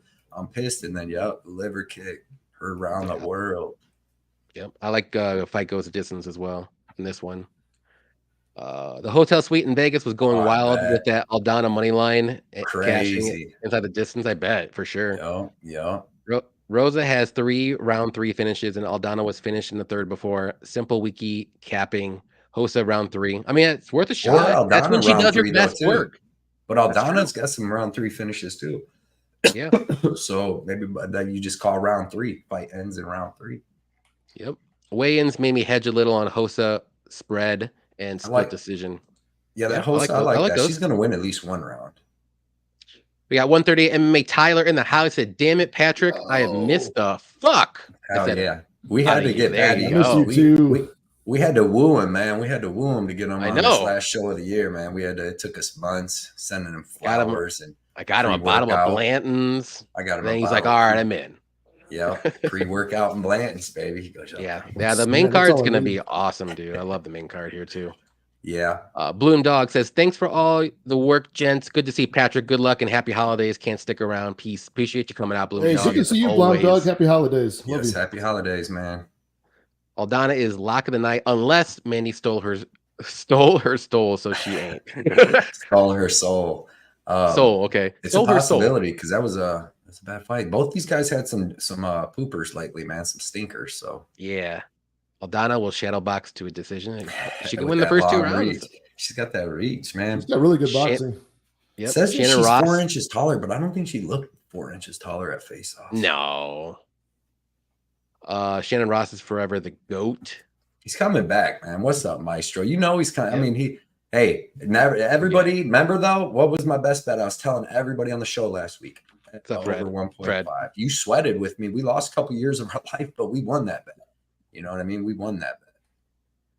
Johnny K got us a winning bet when he went in there under the alias Shannon Ross and survived one. You're welcome, Cody. See? Those are the facts. You see it with the my side still hurts from there. That shit was sick to the body. He hit him with that. Johnny, 15 minutes. Oh, we got like 45 minutes, man. Yeah, he pushed it back a little bit, Saba, because of the 2 cancellations. So we got time, Saba. That's right. That's right. All right. We'll move on up to the next one here. It's gonna be Alonzo Menifield versus Dustin Jacoby. I'll let Cody start this one off, and I'm gonna get a refill on my drinks. Yeah. Dude, this is a tough fight to call because this line's off, right? Like I don't think Jacoby should be minus 300 to Menifield. Yeah. Like, I mean, we've seen Jacoby in close ass split decisions with Kutalaba, with what's his name? I thought Max Grishin beat him, and then we just see Max Grishin get beat up by Felipe Lins. So I do like Dustin Jacoby. The reason I like him in this fight is because he's bigger, longer, but I think he's going to use the jab, the leg kicks and stuff, and it's gonna be like go to close decision. But he is a lot bigger. The face-off showed that. But like Menifield's so dangerous throughout the whole fight. He's been looking better like the last couple years for sure. His cardio's looking better. I know he switched up his camp. I think he trains in like Colorado with Pat Barry and stuff. But he's going to have the grappling upside. He could get a little control time against the fence and all that, or land a knockout shot. But the main thing, you know, watching when Menifield fought Ovin St. Preux, you know, and he just could not get inside on him for nothing. And Ovin St. Preux ain't really moving or doing too much. He was like 47 years old when he did it, but he's just hitting him with the jab, hitting him with the straight, and then ends up hitting him with that hook coming in, you know, when Alonso's just coming in, he's too far out. So Jacoby, he's a lot bigger. You know what I mean?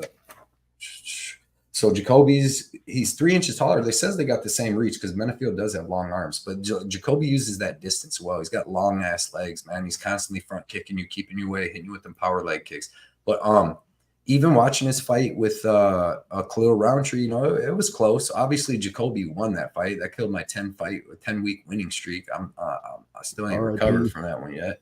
I was so mad about that, but he can keep it close. Like Menifield could keep it close here. So give me Jacoby, but I'm not confident. There's a lot, especially at that price, like to just throw him in a parlay because you've seen him getting dropped by Mirzakhanov. Jacoby's getting a little older now. He knocked out Kennedy. He knocked out Dawoon Jung, but other than that, it's like he don't really like, you know, usually he's pointing people to death. So give me Jacoby. I'll say by decision, but not like crazy confident in that at all. Right on. Patrick, who do you like? I agree with what Cody said about the money line. I don't know where that money line's coming from, minus 270 or more for Dustin Jacoby right now. I don't get it. If you look at the level of competition, maybe, but it's like Menifield doesn't get finished that often to make that money line. Like that would have to be Menifield has a chin issue or something like that, and Jacoby has to be some crazy knockout threat. But that being said, I think I like the props more. I took the fight doesn't go to decision at minus 150, and I took Dustin Jacoby by knockout at plus 170 as part of a round robin. I really do think that Jacoby is just, with his technical striking difference, he just really does a good job of mixing in leg kicks to get people off balance and then sneaking that nice big right cross. And he doesn't headhunt. He just effortlessly finds these knockouts and knockdowns. So I think Alonso's going to pressure like he does in round one.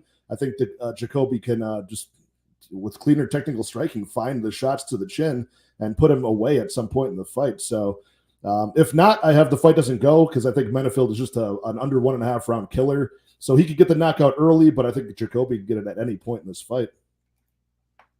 Yeah, this fight to me is a little bit weird too. I don't understand the line, and I think it's a lot closer. So everything that you guys said, I agree with. Cody, I don't know what you said, obviously, but Patrick, I agree with what you said. It's volume and technical striking versus power, and I just don't know who's going to edge it out here. And I'm going to go with Jacoby ever so slightly. I just think he does have a good enough chin. He's got good volume, but if round 3 hits, like that's when Jacoby starts to fade a bit. And maybe he can get a lucky punch. Menifield, if he knows he's down 2 rounds, I mean, he's going to have to go for it. So, yeah, this is just a weird fight for me. And I'm just going to go with Jacoby to win. I just don't know how he's going to win either. Like he can win a decision or a knockout. So I just really don't trust Jacoby enough, to be honest. I think that's what it is. I just don't trust him in this fight. Menifield has that big power. And I think he's live for a knockout. And I think the knockout's at like plus 500, which is kind of crazy. So staying away from this fight. Don't have any bets, but give me Jacoby. Can I ask, what should it be though? Like minus 180 to minus 200 Jacoby? Or like better. Maybe. Better. Yeah, minus 180. I think Jacoby should be the favorite. Yeah. But and I'm still not even jumping at 270 that range. Still not even jumping at the minus 180. I wouldn't either. Yeah, I wouldn't either, but I would like it more. I always try to stay away from the more dangerous like fights when somebody has a super dangerous opponent, because ain't nothing worse than breaking down a whole fight, betting all this money, and dude gets knocked the fuck out. Right away, Benio Dariush, he just gets Benio Dariush in that thing. You're like, yeah, damn. Yeah, Dravy, who do you like? Yeah, you guys make again good points, and it's not the first show I do this week, and I was talking about how the line didn't make sense all week, but I didn't have a bet on this fight till yesterday. And I hope I just bet Menifield yesterday plus 240, plus 230. I'm not sure. Yeah, just had to. Like, if I think Menifield could win by KO, by sub, and by decision, just to put it that way. Not saying that he's going to submit him, but I think if anyone has a sub, that's going to be him. I think he could win a decision based on damage. I think he's live for a finish early. Also think he's going to win the first round at a pretty high clip, to be honest. And then I think I favor Jacoby in a decision, more technical, leg kicks upside, better cardio. But man, I've seen Jacoby chin getting tested a lot lately, and I think he's getting dropped more often. He's not as durable anymore, I think. But yeah, he's definitely more technical and definitely have better cardio. I like the fight doesn't go minus 150. I think that's a good bet, but I don't want to play Menifield and fight doesn't go, because if Jacoby win a decision, I'm gonna just lose my money, and I think that's possible.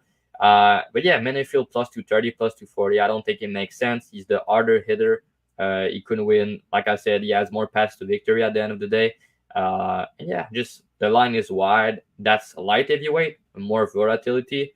Both guys hit hard, and they're probably gonna stand and bang, you know. So minus 300, Dustin Jacoby.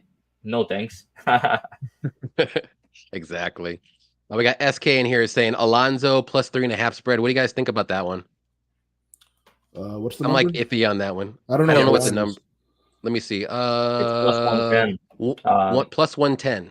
It's all about, dude, if he comes out slow and just kind of plodding like he did against Ovin St. Preux, he's going to get picked apart. Like he needs to come out and just go hard. I think he's going to come out and try to wrestle, like, honestly, but man, Jacoby looked really big. Like, yeah, I mean, I like plus 110 on the that points handicap if the judges are doing their job correctly, you know. And then I think it's Jacoby's the master of just getting. Jacoby's like a 29-28 master. Like he always gives up one round out of it. One round. Usually the judges have to get it right. Grishin got him in the first round. Kutalaba got him in the first round. A couple people, you know, Mirzkanov.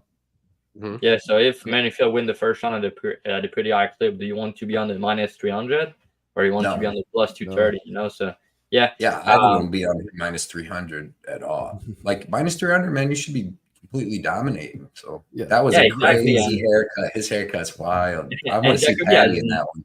Jacoby has no wrestling upside. Like if anyone wrestle, that's gonna be Menifield, and if anyone win by sub, that's gonna be Menifield. So yeah, I feel like he's a live dog. Yeah, for sure. For sure. Guernica saying in here that Alonzo should get a point deducted right off the bat for that haircut. It's pretty wild. It's wild. I want to see Patty with that one, man. Dude, that's one of the coolest. But I mean, it's crazy. But like, that's a giant mohawk, man. I ain't never seen one like that. Going back to old school kid and play. Every time he gets hit, though, he's gonna look dumb because it's gonna look like he's getting hit so hard because his hair is just gonna go. You know, it happens. It happens. We got Mike in the house. He's saying Menifield is a trash can. You can't say those words in this. That's Johnny saying, man. I learned my lesson. You can't say trash cans. Wasn't that Kelvin Vieira? They came after you, bro. Whew. Her training partner came in hot, and he was. What if mad. Johnny ran into Catlin at a show, dude? Catlin's pretty big, bro. She probably knows my face. It's probably on her wall. Like she throws darts at it. Like it has like all that crap on it. So oh my god, look at this mohawk. Jesus, I'm looking at it right now. Oh, you didn't see it? Yeah, dude. That's one of the craziest mohawks I've ever seen in my life. No, I used to have hair like that, but it wasn't the mohawk. It was the entire afro all the way That's around. That's what you told me. He said, I think you showed me a picture. I think you sent me a picture, didn't you? Yeah. All right, we got the main card fights now. We got about 80 people in this. Please hit that like button for us. Subscribe to all these gentlemen if you haven't. The links are below in the description. So we got, who is it? Josh Emmett versus Bryce Mitchell, and I'm gonna let Cody start this one off. How about that? Yeah, man. I got a pretty strong feeling on this fight. Like honestly, not on who's gonna win it, because like I think that could go either way easily. But I like the under 2.5. I know it sounds like a weird bet because these guys have had pretty good amount of decisions lately. But if you look who they're fighting, like it's UFC matchmaking, man. If you look who Josh Emmett's been fighting, he's been fighting the most durable dudes in the UFC. I mean, besides Ilia Topuria, it's like Dan Ige, who can't get finished. The dude don't get finished. Calvin Kattar, dude don't get finished. Shane Burgos don't get finished unless he has a brain fucking malfunction. You know what I mean? So them are that, and with Topuria, that's like 4 of the most durable dudes on earth. But when he's fighting dudes before that, like Mirsad Bektik and anybody else, he's knocking them out cold. And he was even knocking them dudes down too. It's just them dudes could recover. He knocked Burgos down a couple times, he knocked Ige down. So he hasn't been looking like he's got them many knockouts, but we know Josh Emmett knocks dudes dead, right? Like I've seen him knock out Mirsad Bektik with a jab. So Bryce Mitchell, go to his side, right? First off, he's coming in on short notice, so that should speed up any way that this fight would end. That's going to speed it up some. What's he on, like 12, 14 days notice, right? Like Giga pulled out a couple 2 weeks. ago. Yeah. Yep. And his whole game is going to be, I'm going to come out, I'm going to wrestle you, and he's going to have to hold Josh Emmett down for 3 rounds or sub him. And does he have enough gas coming in on 12 days to hold Josh Emmett down, who's got pretty good wrestling himself? I just don't think he's got the best jiu-jitsu. You know what I mean? Like, you seen Yair hit him with that triangle out of nowhere. It was kind of after hurting him. But I don't think they, like, he's like, I think he's an alpha male guy that's got like good defensive and offensive wrestling, but I don't know how good his jiu-jitsu actually is. But Bryce Mitchell, go look at who he's been fighting. All the people he's been fighting are like black belts in jiu-jitsu, dude, that survive well on the ground. Charles Rosa, same thing. I'm like, he's not good, but the dude can't be submitted. He's fought the best grapplers in the UFC, and none of them submitted him. They just said they beat the shit out of him. Who else? Like Andre Fely. That dude's never, I'm sure he's a black belt by now. He's been an alpha male for 13 years. Who else has he fought? Some other high-level grapplers, you know, like besides even Topuria. So he's been fighting grapplers more or less, and then the Emmett's been fighting durable strikers. I think when these two meet, it's either Bryce Mitchell's going to come out here and take Josh Emmett down right away, go hard for the wrestling like he does, and then I think he's got way better jiu-jitsu. Like, he had Dan Ige in some pretty bad situations, and Dan Ige, pretty high-level black belt, you know what I mean? He doesn't get finished. I think that if he can take Josh Emmett down and get him in some of them spots, he may be able to get a rear naked choke, or maybe able to get something, you know what I mean? And then when it's standing, the whole time it's standing, Josh, I mean, like, I feel like Bryce Mitchell is going to be getting the Ilia Topuria treatment. Like, Josh Emmett hits hard, dude. Like, you can't just be taking his punch. Like, Josh Emmett cracked Topuria. That's why I'm so high on Topuria now. Not just because the beating he took from or gave to Emmett, but like, he took a lot of hard shots from Emmett and didn't get dropped. And usually Emmett's dropping dudes and stuff. So, I think if it goes to the ground, I think Bryce Mitchell can finish it. And I think if it stays standing, Josh Emmett can finish it. I think Bryce Mitchell's going to come out in the first round, go hard for the takedowns, go hard for the wrestling, try to get the submissions. And if he can't, I think in the second round on 12 days notice, he might be a little tired. If he comes out in the second round, he can't get them takedowns like he couldn't against Ilia, I think he's going to get knocked the fuck out. So I like the under 2.5, man. I like the fight don't go to. That was like plus 125. I took the under 2.5. I think this is like grappler versus striker, more or less. And I think that either one can get the finish here. And then the short notice helps it even more. I think Bryce is going to really have to go for it. So I like the under a lot. That was one of my bets at plus 145. Well, Dravy, what do you like? Yeah, that's a good bet, Cody. I think smart. Just because if you just do topology taping and you look at the way they're gonna distance a lot, you're gonna think it's gonna go over. But if you watch the tapes, you're like, oh, this fight could definitely finish. Especially with Bryce coming in on short notice. I don't have a bet on this fight myself. I think the under is a good bet, but I think it's very tricky, man. I'm so pissed that I missed it early on Bryce. I was hesitant at first because I didn't tape the fight yet. He was around minus 150 or something. And when I did the tape, he was minus 200 or higher. So I think the value's gone. But if anyone have Bryce under minus 200, I think it's an amazing bet.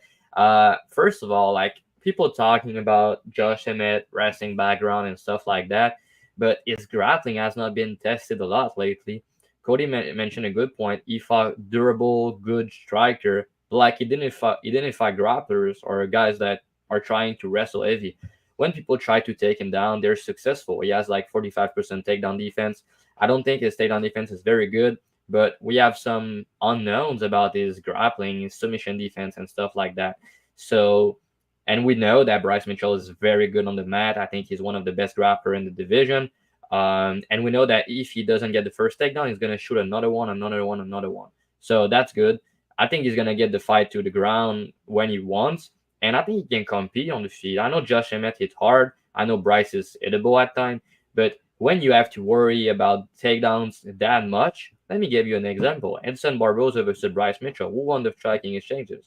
You're going to think, oh, Edson Barboza beat him out on the feet. No, he got dropped. He got beat on the feet, and he got 30-25, because he was worried about the wrestling, the takedowns coming from Bryce. The knockdowns came from Bryce Mitchell. Who could have thought, right? And to add another point, Josh Emmett took a lot of damage in his last 3 fights. He's now 38 years old, at featherweight, cutting a lot of weight. I think Bryce is live for a knockout in this spot, guys. I don't know if that's going to come on the feet, but I think his ground and pound is very good. Remember on the ground, Edson Barboza, man, that was like a brain, that was a bloodbath, right? That was scary. And I think he has some sneaky striking, some sneaky power. I don't think he's gonna like knock out Emmett at a high clip, but I think it can happen. And I think he's also alive for a sub. Like I said, his BJJ is very good. I know people are gonna look at a Danny Gay fight, look like a similar matchup, but the difference is Danny Gay grappling has been tested a lot. He has a very good submission defense, and he's very durable in general, you know. And I think his scrambles are better than Josh. Yeah. So I feel like Josh Emmett's a harder matchup for an easier matchup for Bryce, and I think that's why he took that fight on short notice. Also, to point out, Josh Emmett was trying to fight a good kickboxer. He was not trying to defend takedown. He was not training for guys like that. So I think the short notice maybe even favor Bryce. We know his cardio is very good. We know he's in good shape, and he took this fight for a reason. He talked about it in interviews. You know what? We can trust him to wrestle. We know he's gonna do that. And yeah, I bet him against Danny Gay, but the price tag was lower. Now I feel like this one's a little bit easier for him. But Josh Emmett is live for knockout. He hit hard, you know. So the under's a good bet. I'm gonna pick Bryce to win. I'm a little bit mad that I missed the line on this one. If it go the distance, I think Bryce gonna win. Even if Emmett does more damage, maybe I think Bryce can take him down, decide what the fight take place, and yeah, very polished on Bryce Mitchell in this spot, but unfortunately, I don't have a bet. It's all about numbers at the end of the day, and I feel like I missed the line, so I don't wanna bet at minus 225. Right on, Patrick. Yeah, I was unaware that the line was that low when it opened. That's crazy. I took the minus 225 on Bryce Mitchell. I'm extremely confident. I got 3 units on it, and I just think, like Dravy said, I mean, short notice for Bryce, but Josh Emmett was preparing for an orthodox distance clean kickboxer in Giga Chikadze. Now he's getting a southpaw pressure, ugly fighter in Bryce Mitchell. So, and just the beatdowns that Josh Emmett has taken recently, I think the momentum is definitely not in his favor in this fight. I think Bryce grinds him out, and as soon as he gets into the mat, I think he's going to stick there and possibly get that sub. So I also do have Bovada has like a double chance where it's Emmett by knockout or Bryce by submission at plus 170. So kind of just a different version of what Cody mentioned, like the under cashing. I think that's how it would cash. So I've got that for a small bet, but I've got 3 units on Bryce is the big one.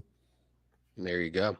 Yeah, I'm on the Bryce side as well. I think he gets this one done, and I'm pretty confident as well. I took the minus 218 range or so, 220 in a parlay. I just think with the whole thing with me is like, yeah, Bryce is taking this on short notice, but he does have pretty good cardio. He can out wrestle Emmett with Emmett's doesn't really have the greatest takedown defense. And Emmett was preparing for a striker, as Dravy said. And to me, this is a big difference. And I think Bryce took this fight for a reason, because he usually fights strikers and he just wears them down and gets them down. And this is the same game plan he's going to have for his last 5 or 6 fights in the UFC. Yeah, he didn't beat Ilya, but Ilya, as we all know, is fighting for the belt and he's up there. He's elite.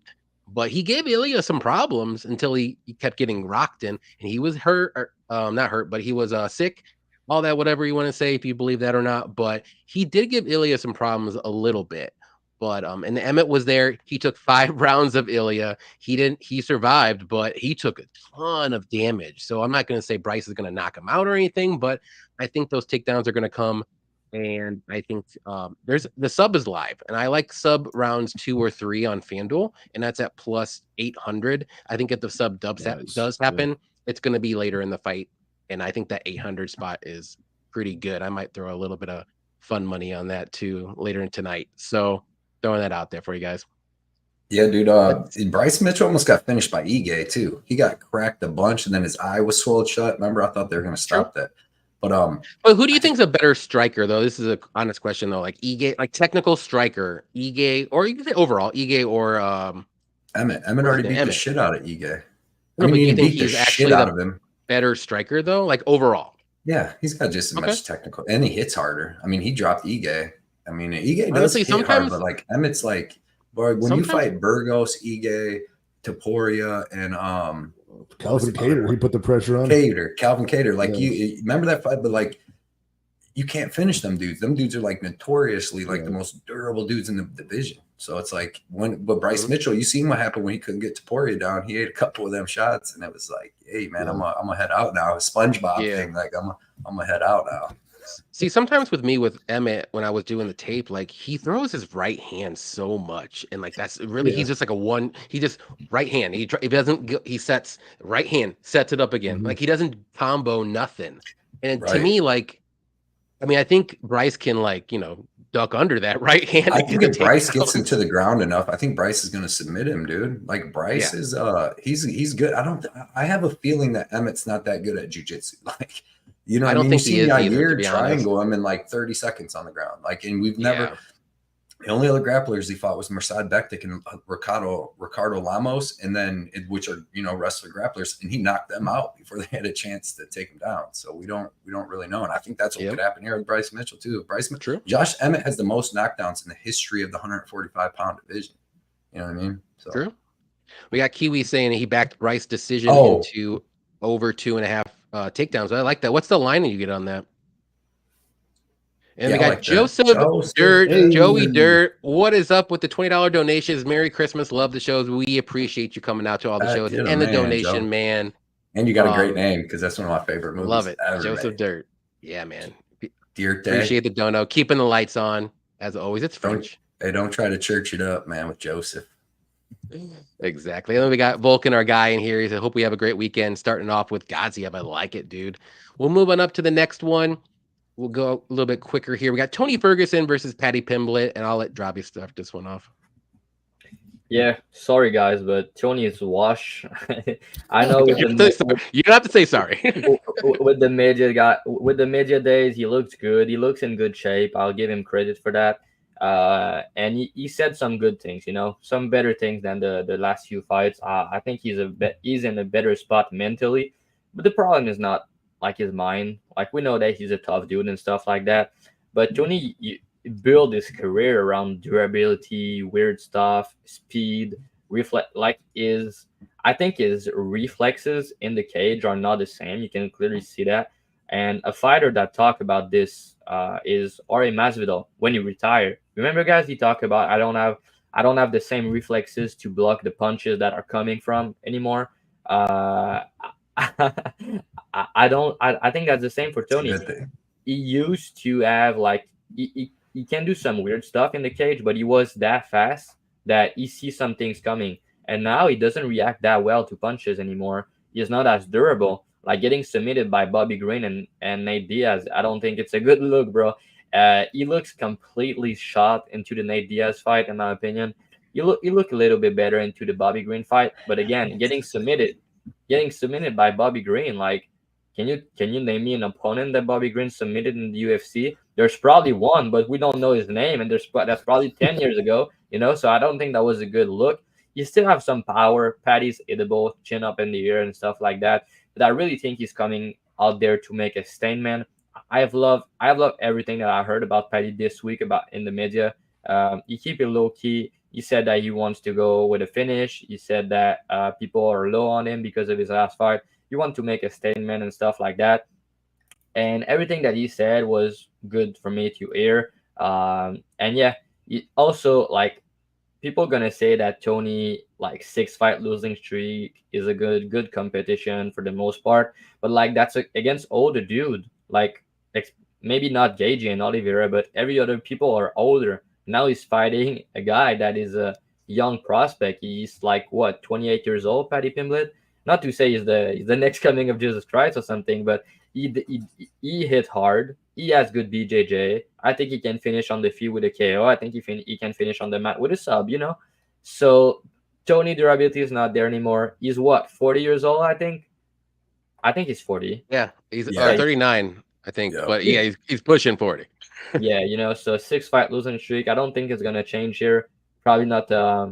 It's not a wide take, but yeah, I've seen a lot of people on Tony this week. I don't see it myself. I bet Paddy Pimblett ITD plus 100, plus 115. It's hard to say if that's going to be a sub or a KO, but I'm confident that he's going to finish him at some point. Tony is KO or bust in this spot for me, so maybe the fight doesn't go is a good bet because of Paddy chin up in the ear. He talked about that as well. He said that I'm gonna keep my chin tucked and make you guys shut up about talking about my chin up in the air. So maybe you go out there and he put a vintage performance. You understand that he's in a lose-lose situation, but he said the best thing that he can do is to stop Ferguson in the first round. Nobody did that recently, so yeah, I think Paddy wins this fight by finish.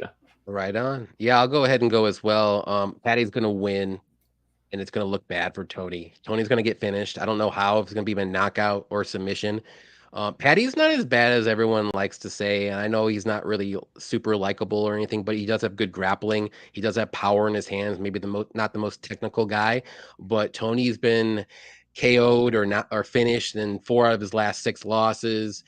And honestly, and like Dravy said, they're against older guys in the UFC. Like Paddy's in his prime at 28. Yeah, he's coming back from his ankle injury, all that stuff, but man, I think Paddy could literally just walk over to Tony and ragdoll him to the ground and get a rear naked choke. Like a Pantoja, I think that could happen in this fight. I'm telling you, it's going to be bad. Paddy's Ain't no way, way boy. bigger. Ain't no way. You don't think so? You Ain't don't no think way, Paddy boy. can take him down like that? Walk across the ring, Khamzat Chimaev, Tony Ferguson, take him down and choke I think him he out. could. Hell no. He's gonna lose the first round. Did you Paddy's getting think beat up that? the first round. Did you think that Michael Chandler could kick him face and knock him out too? Did you think that Tony Ferguson could drop him in the first round, or he drop Bobby Green? He's gonna beat up he's gonna beat up Paddy a little bit in the first round, and then he gasses. Tony Ferguson's been gassed. That's the only reason he's been losing his fights, in my opinion. Not the only reason, but like the dude's been gassed. Like the first round against Bobby Green. Who else? Michael Chandler, a couple other people. He looks good. Even Nate Diaz, leg kicks and stuff. Then by the second round, man, he's like getting taken down and just accepts the bottom and gets beat up down there. But he ain't gonna walk and grab Tony Ferguson and put him dog walking. That's a fact. So Paddy's gonna dog walk Tony Ferguson in rounds 1 or 2, just to prove blood money wrong. And I think he's gonna get. If I had to guess, I would say the rear naked choke is gonna happen in the first or second round. Whatever scramble that Tony wants to do, I think Paddy is a really good grappler. I'm telling you, and I just don't think at this point in Tony's career, like I don't see him winning. Let's put it that way. So give me Paddy inside the distance. I have a bet on that as well. I think that hits. I don't see this fight. I'd be shocked if this fight goes into round 3, to be honest. Cody, you can go ahead and go since you already kind of went. Man, I like Paddy to win this fight. I'm not saying that he's not going to win. I like Paddy to win this fight because, like, one thing he does is get better and stronger as the fight goes usually, and then Tony's been falling off. Like Tony's his whole career, if you go watch most fights, he like was getting beat up, not beat up, but he would get beat like the first round, second round a little bit, and then just start wearing on dudes, cut them open, hurt them, get dirty, dude, and most dudes would just fall off by the end. And he would find like a submission, but he's not submitting anybody anymore. But he will have a good first round in him. Like he's going to come out and throw some good punches and stuff, man. Like he'll look decent in the first round. And Paddy always gets beat up a little bit in the first round. You know, Jordan Levitt took the first round from him. Luigi Vendramini was beating the shit out of him before he started beating the shit out of him. But like, I don't know if Paddy's going to be able to get Tony Ferguson down in the first round either, because his wrestling's not all that great, dude. Like, I don't think it says Tony's supposed to be bigger than Paddy. He's supposed to be like an inch taller. That is the opposite. In the second, now listen, I do think that Paddy like finishes him in that second or third round, but I think that the first round, though, like Derek Izzy said, is going to go to Tony. Tony's been looking good even against Bobby Green. He dropped Bobby Green, looked decent in the first round of that fight. Bobby Green, I think, would piece up Paddy. Maybe not now after what happened. I mean, I don't think he's to fight anymore. But yeah, dude, I seen Jordan Levitt win a first round off him. Tony Ferguson can win a first round off him. But I think that Paddy comes on stronger as Tony starts. Like maybe Paddy gets the second round takedown, starts taking over. He's strong, but David Goggins is in the building in the corner. A lot of stuff going on with that. I'm looking for a Christmas miracle, but I think Paddy gets it. But I won't be mad if Tony pulls something out of his butt. Yeah, I mean, you guys all nailed it, and I think Cody even nailed it. Some points that I wanted to bring up were, Tony Ferguson. Every now and then you see like a glimpse of the old Tony Ferguson. You know, he'll do something crazy in round 1, and he's got a chance here because Paddy's not that bad, but his defense is his worst attribute.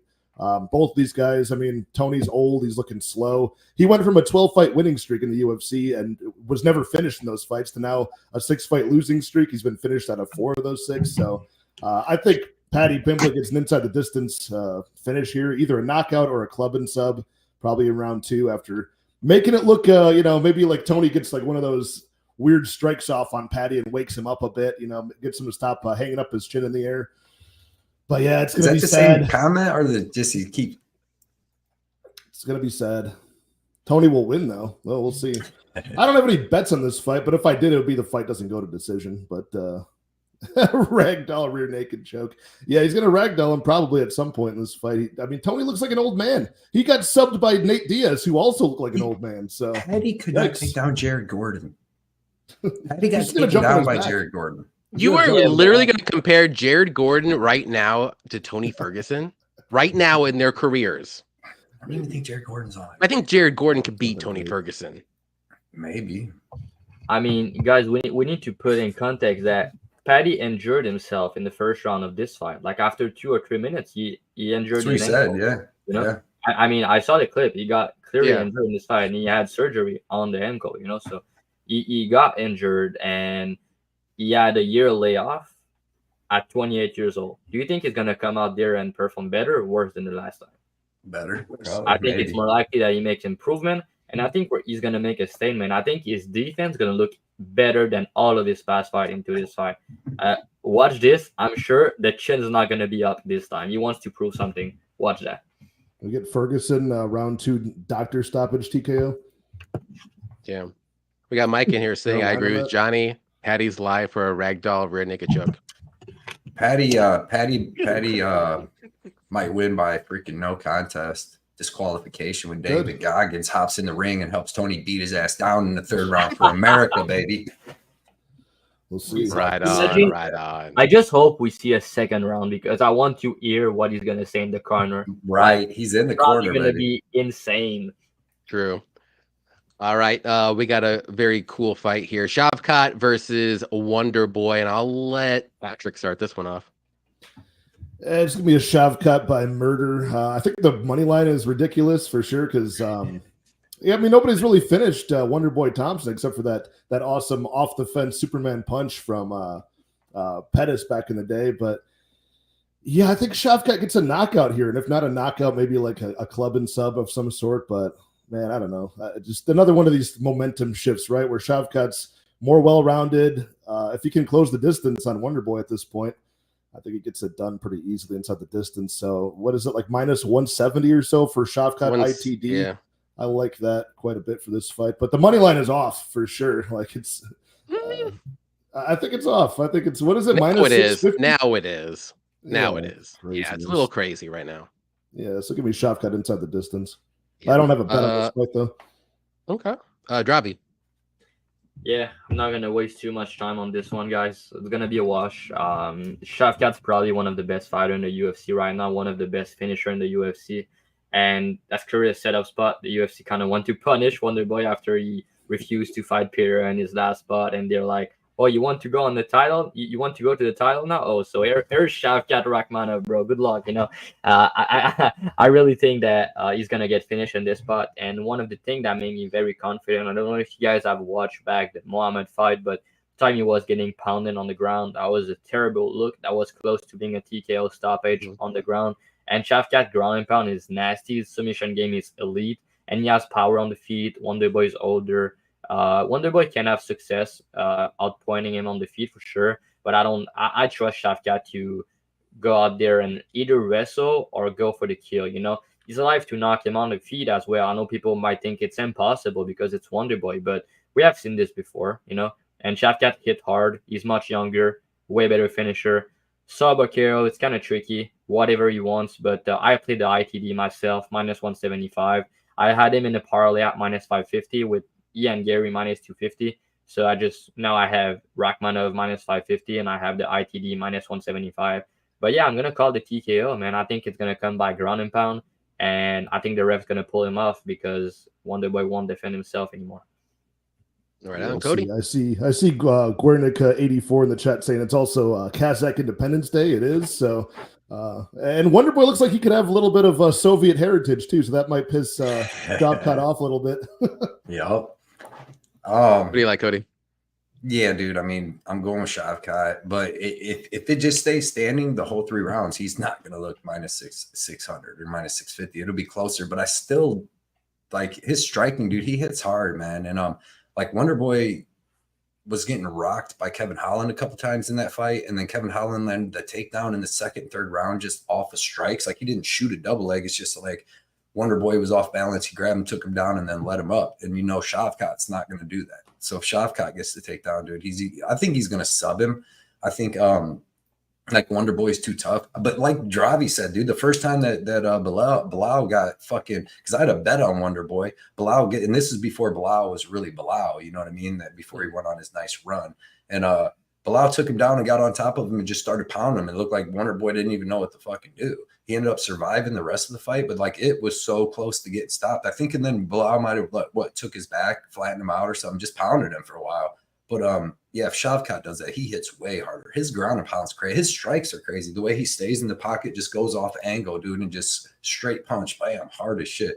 I love Shavkat. I want Shavkat to win for the future of the sport. This is a very tough, dangerous fight for him, but the thing we got to remember too is Wonderboy's real. I mean, we remember him for like some crazy spinning kicks, knocking out Robert Whitaker and stuff, but he ain't really been knocking anybody out. You know what I mean? What Wonderboy's his last finish was Kevin Holland when he quit. He said he had broke his hand, but he quit. And before that, it had been like years and years and years. You know what I mean? He went through all them fights with Woodley and all these guys. He hasn't really knocked nobody out. So give me Shavkat by submission, 2nd or 3rd round. Right on. Yeah, I agree with everything here. I'm going to go with Shavkat. I just don't know how he's going to win. So I do have Shavkat. I'll take it. That's fine. I have Shavkat minus like 500 range with somebody coming up here as my like most confident parlay of the night. Not the neck tattoo parlay, but this one's a little bit more confidence in that one. I just think he's better everywhere. And yeah, it'll be closer on the feet, but I just think Shavkat has the power advantage. He's going to have the clinch advantage, the grappling, like anything you could say, literally, I just think Shavkat's better. So we won't waste too much time with that. Moving on up to the co-main event, which I'm sure a lot of people want to see, Pantoja versus Brandon Royval. Cody, start it up for us. Yeah, man. Now I just had I know. Well, I guess this don't fall into your thing, right, Dravy? With because you're right about rematches not being the same. But was that title rematches, or does that just mean any rematch? I mean, or am I going into your thing? Because I just remember that from last time. That was the last time I went on this podcast, I call out Islam Makhachev to knock out Volkanovski because I told you guys they won't go the same way, you know. But does that go for championship rematches? No, or all I mean rematches? every rematches, but with what I've seen is when it's lower levels, like sometimes it can go the same way more often than not. But when it's quite like UFC high level fights, more often than not the outcome is not the same. But I bet Pantoja against Moreno and he won a decision back to back, so that's possible. But I think at like a 75-80% clip, the outcome is not the same. So people are gonna bet Pantoja by sub in those second round, right? But isn't it like if they're back-to-back fights though, not like earlier? Just doesn't matter. Okay. Yeah. I'm still taking Pantoja by finish. I just think they and I hope this ain't a heart play, but like the dude's a junkyard dog of all junkyard dogs of the highest degree because he doesn't get finished. He goes for the finish at all times, and he's actually highly skilled because you usually get your junkyard dogs like Darren Elkins and Trevor Peak and a couple more we can name, but they're just like more junkyard dogs. Darren Elkins has good wrestling, but it's just they don't quit, they come forward, all that. And if you don't knock them out or finish them or whatever, if you can't hang with cardio, you're gonna be let's go, Mr. Plus Money. But I'm taking Pantoja here, dude. I think that it's a tough, close first round and stuff, but I think he's better than Royval everywhere, other than like long ass kicks and knees. But then like I can't just call Pantoja getting finished. He's never been finished. He's been in there with the hardest hitters in the world. He's been in there with Royval. It's going to be some back and forth scrambles just like the last fight, but I think that Pantoja gets it done early. I bet Pantoja in a parlay with Garbrandt, and then I wanted to bet Pantoja around 2 or 3, but my casino didn't offer that, so I just took the under 2.5, which covers both dudes anyways. But I do think Pantoja gets that shit done in under 2.5 rounds, because that's just the way these dudes fight. They're both kill or be killed, so somebody's getting it done. Like, both of them go for the finish at all times. Whether it's standing or on the ground. So that's just the way they both fight. When you put two dudes in the cage that both fight like that. But I've just seen like Royval hurt by like Matt Schnell. I've seen him hurt by so many people, dude, that like I don't think that shit's gonna fly with Pantoja. I know the last fight, it looked like Pantoja was gassed after the first round, and then he got that like submission, he got the rear naked choke. But I think we just see like he looks tired like that, but he fights through it and goes. And I don't think Royval does that. Like Royval's like 2 fights removed from, like, I thought he lost to Rogerio Bontoran. I had a bet on Bontoran. I mean on Royval, and I thought he lost that fight. So I'm taking Pantoja. Give me Pantoja by finish, man. I like this guy under 2.5 and Pantoja. Cody, you're right. Both guys are killers, but there's one that can be killed. One's killer be killed, and one's just killer. A killer. Cannibal. There's a difference. I want to just help you out a little bit there. Dravy, who do you like? Merry Christmas. Yeah, so we talk about Junkyard Dog, right? But what about Brendan, like the Wild Dog Royval, as a new champion? Don't you think it will be like insane for the last event? I love Pantoja. He'd be I bet him in his last fight, but we're talking about Junkyard Dog in this spot, right? But normally you love to back him at you love to back them at plus money. And there's 2 Junkyard Dog in this fight. One is plus 160, the other one's minus 200, So my choice is, of course, influenced by the odds. But like I said to you guys, and I always apply this theory in my capping, the rematches, I don't think it go the same way. And if you add 5 to 10 minutes in their last fight, I think Royval was on his way to win. I think he made some mistakes in the first fight, and I think he made some mistakes that he can improve, give up his back, put himself in a lot of bad position. Even if in his last fight against Nicolau, the fight was short, but you can see that he was a little bit more calculated in his approach. And we know that Pantoja is going to go out there and he's reckless. And I think Royval can capitalize on that. I think he has better cardio, and I think they're both extremely dangerous. But we know that Pantoja is going to slow down at some point. If he fought through the adversity with his cardio, we know that he has like cardio burst, but he can get tired. We know he's going to slow down after 5 minutes. We know that Royval won't slow down, at least for 15. Maybe after he will. We don't really know, right? But I think that he's going to invest to the body early. That's going to be a key to victory. And yeah, I think he's going to clip Pantoja at some point. I agree with Cody about the under 2.5. I also bet that myself. But I also bet Royval at plus 160 to be a new champion at the end of the UFC 296. I think he has the tools to be Pantoja, because they're both extremely dangerous. And Royval has insane BJJ. He talked about in his interviews that before the Pantoja fight, he thought that nobody could out-scramble him. Nobody could submit him. So he was making a lot of mistakes on the ground, and he was aware of that, but he was making them because he still thought that nobody could submit him. But his mind changed after this fight. He worked a lot on this stuff, and now he said that he's ready. He's now a calculated killer. I love to hear that. Like I said, I love Pantoja. My take for this fight is going to be the fight end by knockout. Like I said, I don't think it's going to go the same way. I don't think it's going to go the distance. I think it's either going to end by knockout, or I think Royval is going to submit him. Now, I know it might sound crazy, but I think that he's live for sub. I really do. I know Pantoja has incredible BJJ, right? He's like insane, very good back take and stuff like that. But when the outcome is done and you see like, oh my God, Royval just submit him. Yeah, that's possible. You know why? Because I think it's going to hurt him at some point on the feet. I think Pantoja is going to be tired in the second round with all these body shot, with all this shot, and he's going to be defending against the defense. And Royval is going to like tee off on him. Pantoja is a dog. He don't want to get finished against the fence. What he's going to do? He's going to shoot a takedown when he's tired and a little bit hurt. What's going to happen? Royval is going to catch him in a guillotine. He has an insane guillotine, and I think he's going to tap to that. I know it's crazy, but when you're tired, when you're getting choked like that, and the way Royval snapped the guillotine, I think he's going to get it. He's going to need to hurt him at first. I don't think he's going to submit him if Pantoja is fresh and not hurt. But if he's hurt, the mind change, you know. I think that's gonna happen. A KO is live, of course. I only played the money line and I sprinkled the sub prop plus 750. 750 for a guy like Royval to submit somebody. Like, I know it's Pantoja, but they're both gonna they're both gonna go out there, give their all. And I think he has the cardio upside. And like I said, they're gonna probably have some scrambles.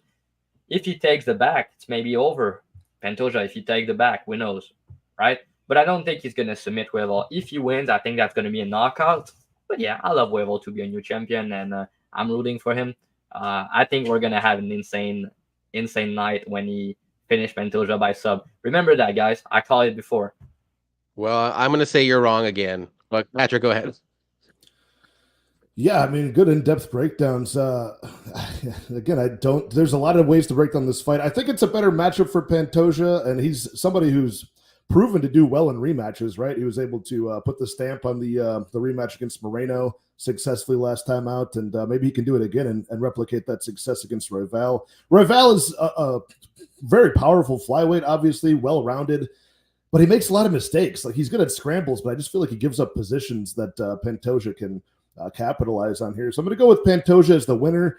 I think my most creative angle for this one, betting-wise, that my brain can't work itself around is the finished props in this flyweight championship fight are less value than either guy winning by decision. Like, decision for Royval, for instance, is plus 900 or better. Pantoja to win by decision is plus 650. In a flyweight fight where two guys are going to be tentative, they know they have got 5 rounds to conserve energy. They've seen each other before. Nobody wants to make the first mistake.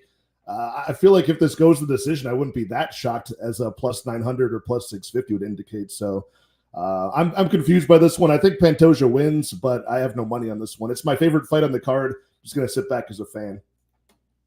I agree. Yeah, you guys said everything with me too. But I'm going with Pantoja. This is my favorite fight of the night as well, and one of my favorite fighters is Pantoja.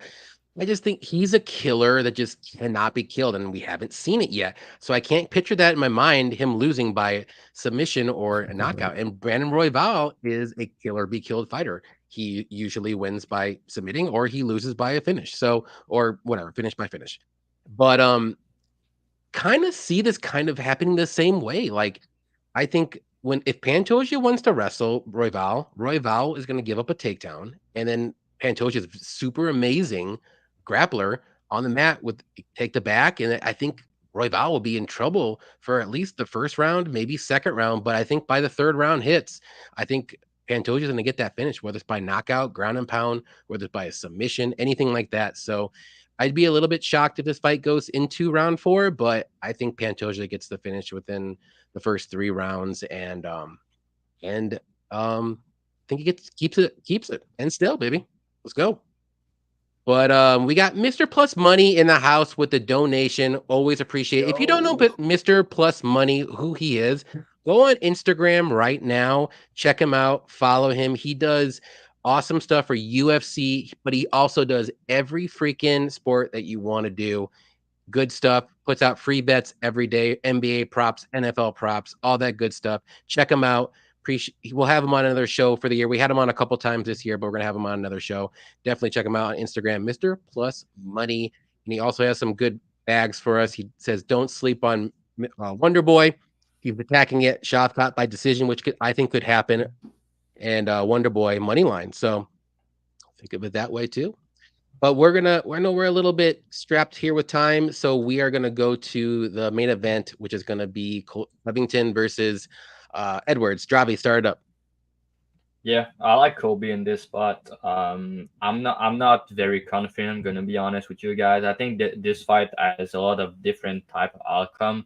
I think if it go over, it favor Kobe. If anyone get a finish, probably Leon. But I think they're both.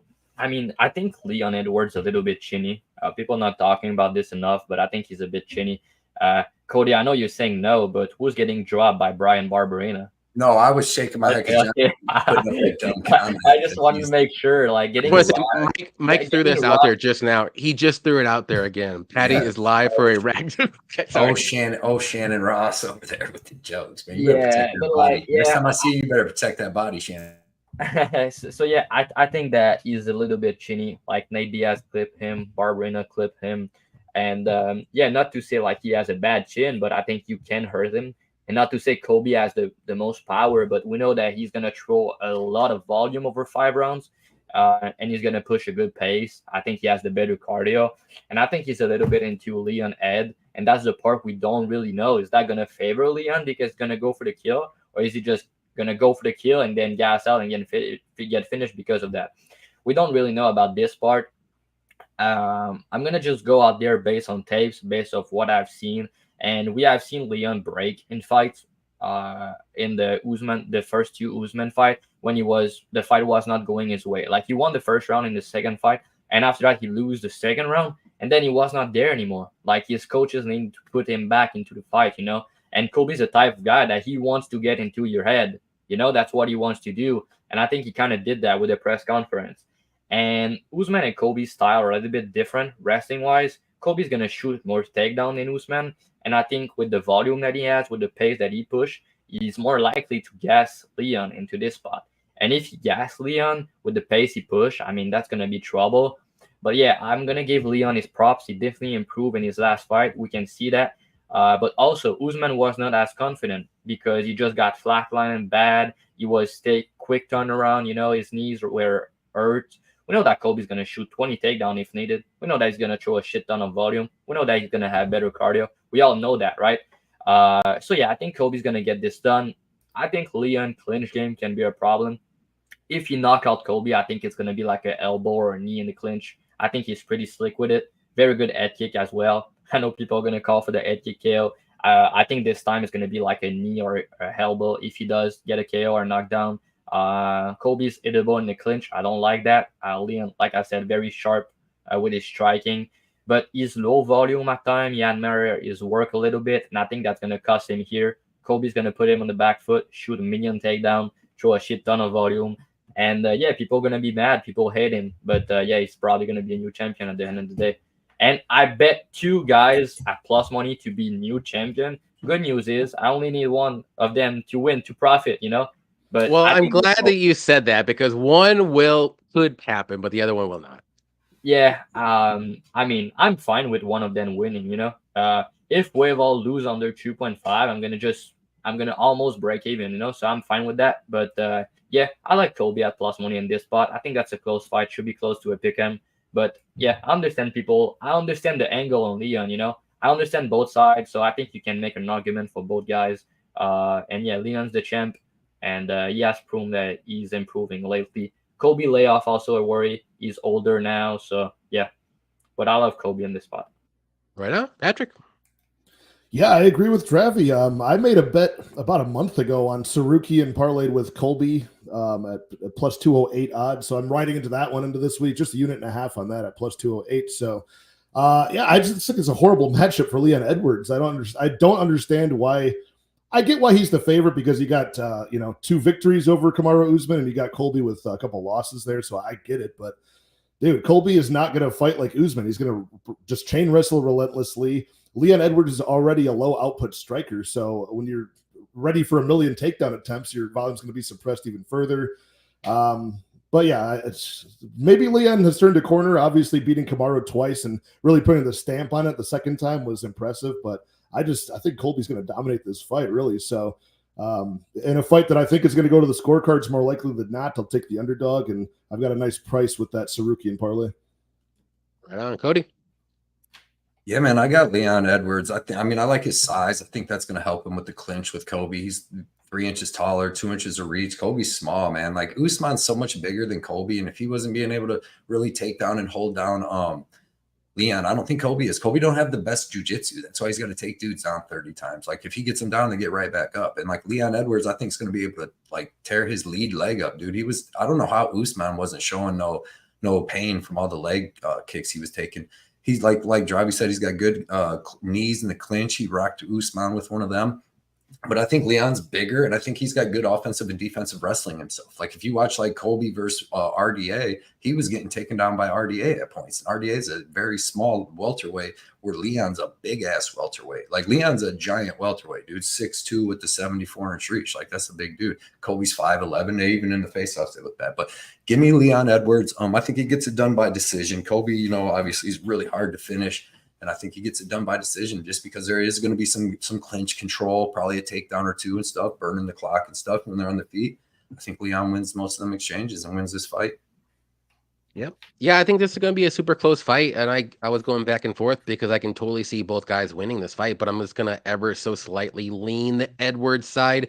I think he can win the early rounds. I think Colby can win the later rounds. It's round 3. I think it just, whatever happens in round 3, it's going to win this fight. I think it goes to decision. The overs I love, but I just don't know who's going to win this fight. But I'm going to go with the striker. I usually go with the striker in a very, very close fight, but I'm not super confident. I don't have any bets on one side or the other, but I love the overs. But before we go, definitely check out Pick'em MMA on YouTube. He's doing a fight companion tonight. So if you want to follow a fight companion on YouTube, check him out on YouTube, Pick'em MMA. Go right there right now. But before we go, Cody, let everybody know where they can find you, and then we'll get going. You Blood Money MMA everywhere. You can find me watching this fight. It's about to start. 1 second. So. Right on, Dravy. Yeah. So as always, guys, Dravy _ on Twitter, and my link tree is link in my bio. You can find my podcast that I have on YouTube now. It's Beat the Line Broadcast. You can also follow and subscribe to my Dub Club, and you can join my free Telegram. So everything link in bio. It's Dravy _ and yeah, the event's about to start, so I'm not gonna waste any time, and we're gonna get back to it. So is the Buday is walking out into the cage now. Is the final man? Yeah, they're about to fight right now. All right, Patrick, go ahead real quick. I won't do anything. My name is Patrick. I run a channel called Addicted2Combat. I've been on hiatus. Maybe in 2024 that'll change. But follow me on Twitter at CombatAddict1. Let's talk fights, you guys. Have a happy holidays, a Merry Christmas, Happy New Year. Let's cash them. Exactly. Yep. Yeah, Happy real quick, holidays to everybody. We appreciate everybody in the chat for the whole year, especially the OGs. So much. 2024 is going to be awesome, and we're going to have all these awesome shows coming up again. So appreciate you coming out. All the donations we also appreciate too, and enjoy the fights. Last card of the year. Good luck to everybody, and we'll see you later.